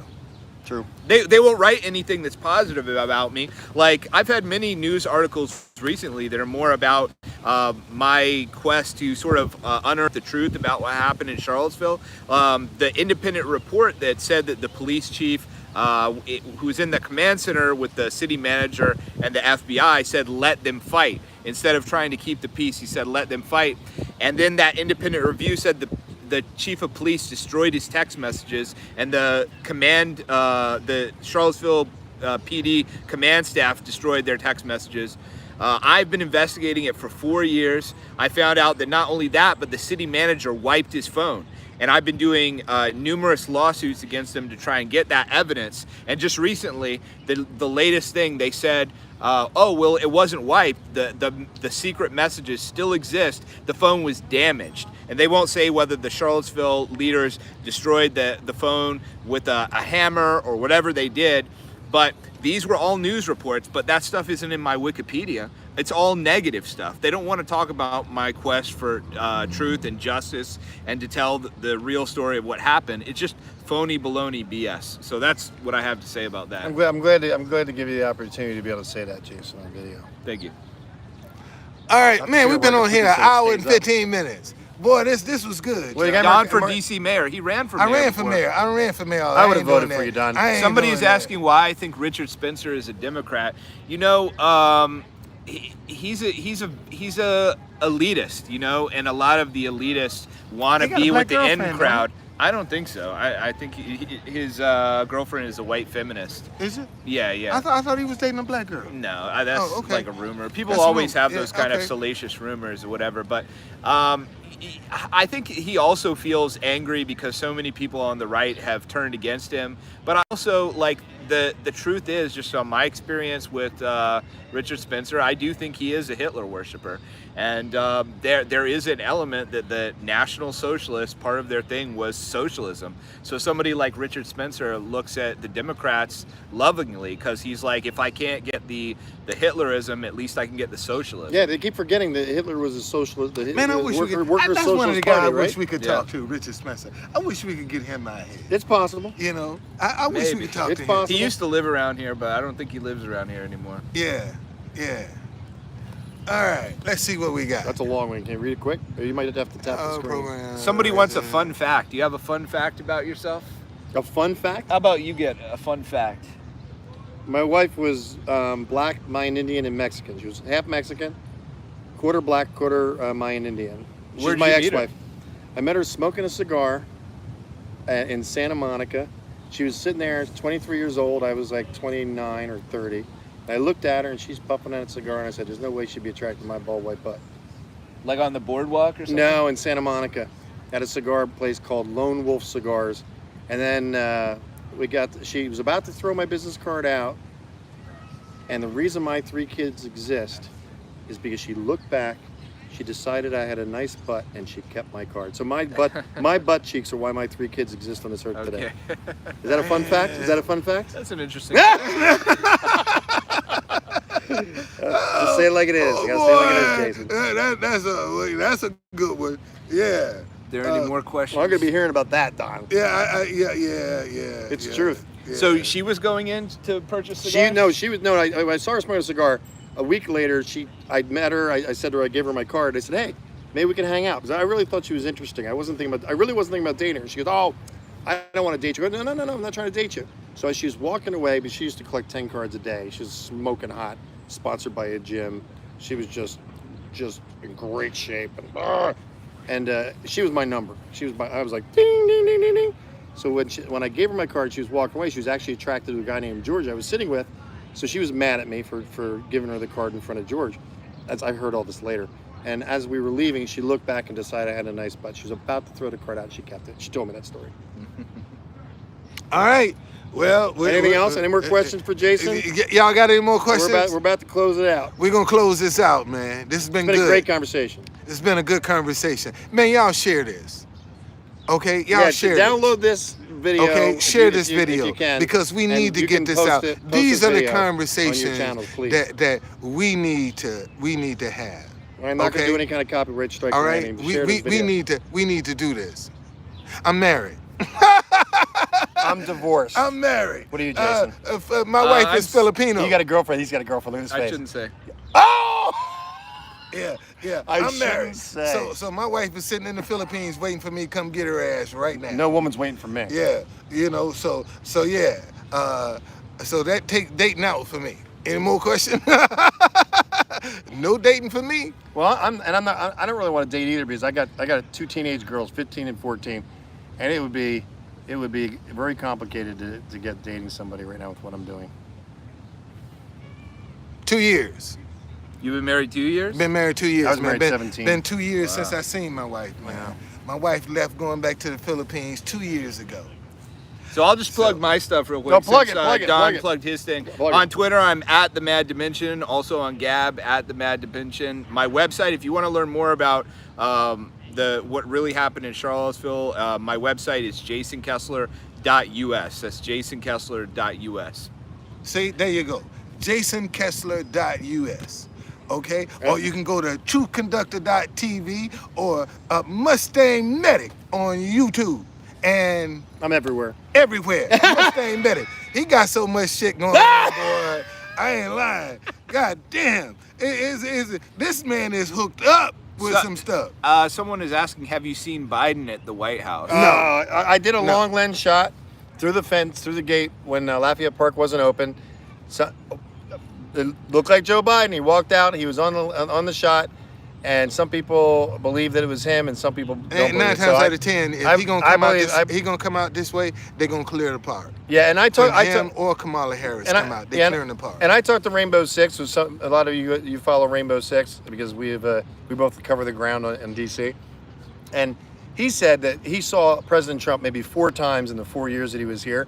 So it's not easy seeing the president because they got to protect him from a long shot. You know what I mean? They're very careful about him being in the open, and they do jam all the phones and everything whenever he does a public event. So you can't connect online or signal somebody with something. So I found that out after the rally. All right. So listen, y'all, man. Thank you, man. You ready to wrap? They might have more questions. Let's do a couple more questions. They ain't got no more questions. Couple more questions. Y'all doing Ask Jason. They're asking us if we doing another live chat. Y'all want to do another? What, the 3 of us? Yeah. Anytime in the late afternoon or early evening, I can. All right, so Jason will come back. We got to look for an Asian person because you guys want an Asian person in the group. Yeah. That would be interesting. I'd like to see Don have a conversation. I would like with to an see Asian that. person about that I want business owner. If you're a store owner and you're Asian, so why y'all want to do this next Thursday again? Yeah, potentially. Let me look at my schedule. Yeah, let's pick a different location. Okay. You want to be in front of the White House, don't you? I don't care where we be. All right, we'll pick a different location. All right, are you committing right now online right now, Jason? Yeah, I can do it. But let me look at my schedule as far as the exact day and time. So Jason's committing. We need an Asian store owner. We're gonna do this again, y'all. And we're gonna do this. We'll just keep adding different races together. Yeah, we're gonna do this again, man. Yeah. And we're gonna sit down and talk, and just maybe somebody might listen. Oh, they're listening or they're watching. Look, they're still on. Somebody might listen, man. We got 117. Asian store location would be the best. That's an interesting idea. I wonder if it wouldn't be putting them on the spot too much, though. I'd be putting them on the spot. Yeah, we couldn't do that. I don't think we can do that. The business owner, I would be shocked if a business owner. Yeah, I don't think they would be too comfortable with it. No, because you might ask one like on like your time off in a more low key setting, but like to just stick a camera in their face, like, hey. Well, look, we got enough. This video, although it doesn't have a lot of people watching right now, it's gonna have a lot if it stays up, and I'll also download it and probably put it on a different format also. just in case. And I want you guys to download this video when it ends, and you can download it, and please post it on your YouTube account. Man, it's not please. about, again, Okay. it's hard to believe this, because trust me, I'm always happy when a lot of people are watching. Don't get me wrong. Obviously, it's a bottom line thing. But it's about the message. It's not about the numbers. It's about listening. It's about respecting. It's about loving. And we are all one. That is what I hope that came across in this conversation. And we're all going to learn from each other. One last question. You guys pick up one last.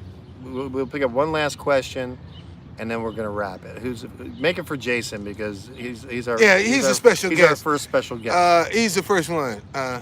People are talking a lot about the audits. What are these audits? I know Oh, they're talking about Arizona, Bitcoin audits. Arizona. Oh, Arizona's going to hopefully be the domino effect. That's if the Democrats are trying to stop it.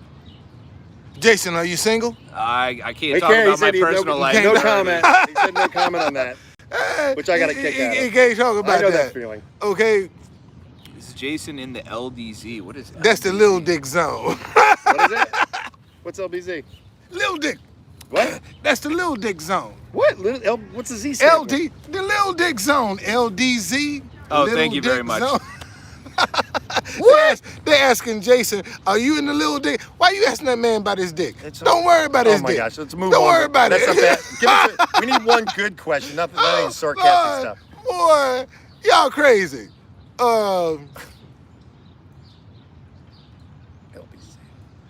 Okay. The audits won't make it through whatever. Okay. EBS, I don't know what that is. Jason, do you like us elderly? Sure, why not? Of course, I love elderly people. I love my grandparents, and elderly folks have seen a lot, come from a different America. That America is unfortunately changing a lot. I wish we could go They said, back. where you from, Jason? I'm from Virginia. I was born in Charlottesville.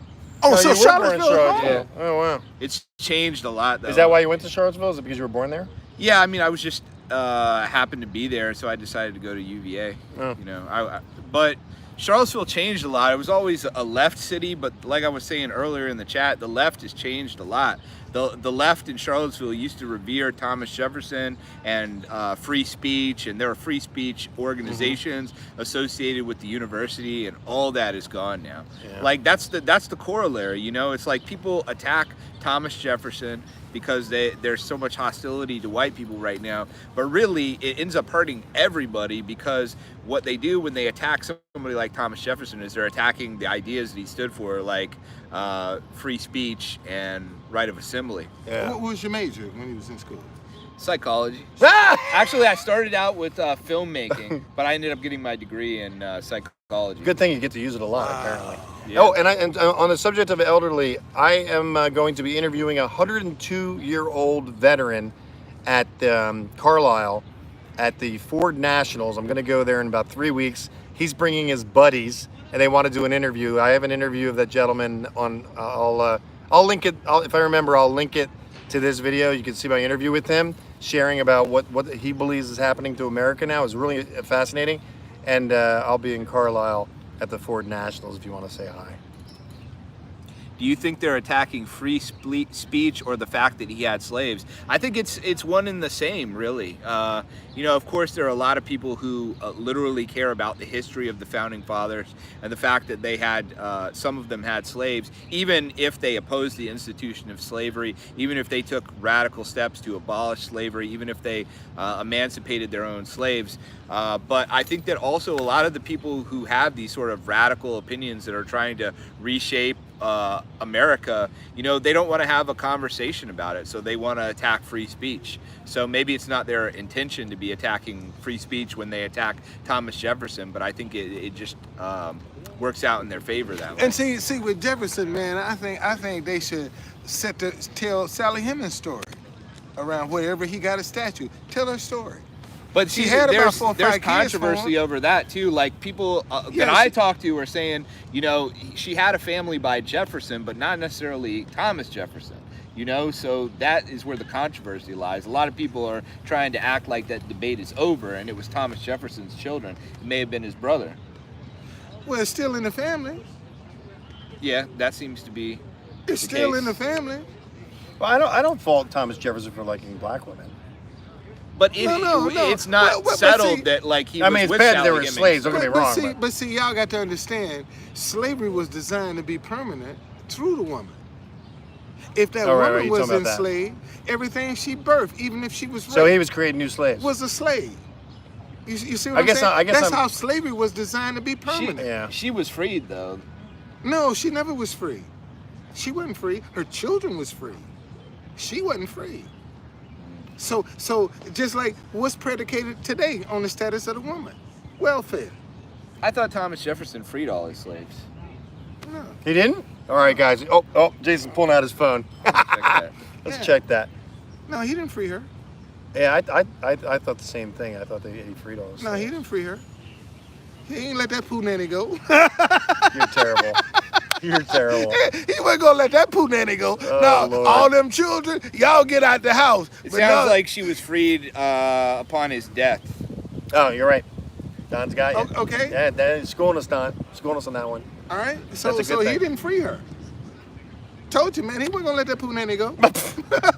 And on that note, talking about Let that race. fool nanny go. All right, No. Jason's committing to doing another one. We'll see what the schedule and the location, and we will reunite again because We we gonna are do this united. again, man. We are united as Americans. We are united as one people. We're gonna do this again.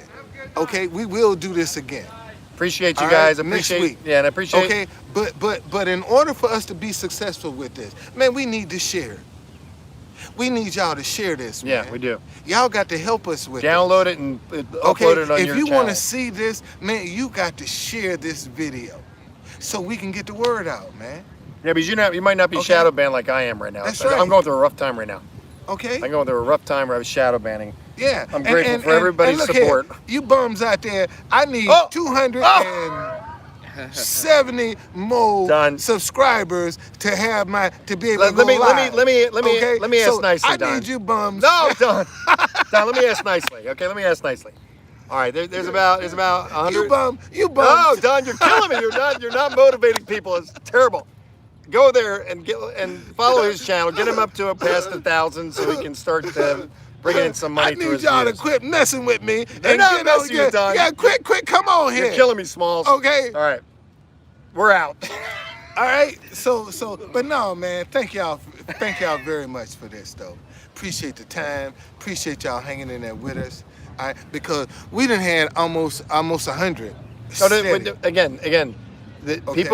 people come in and out all the time on the Yeah. videos. They don't stay for all of it.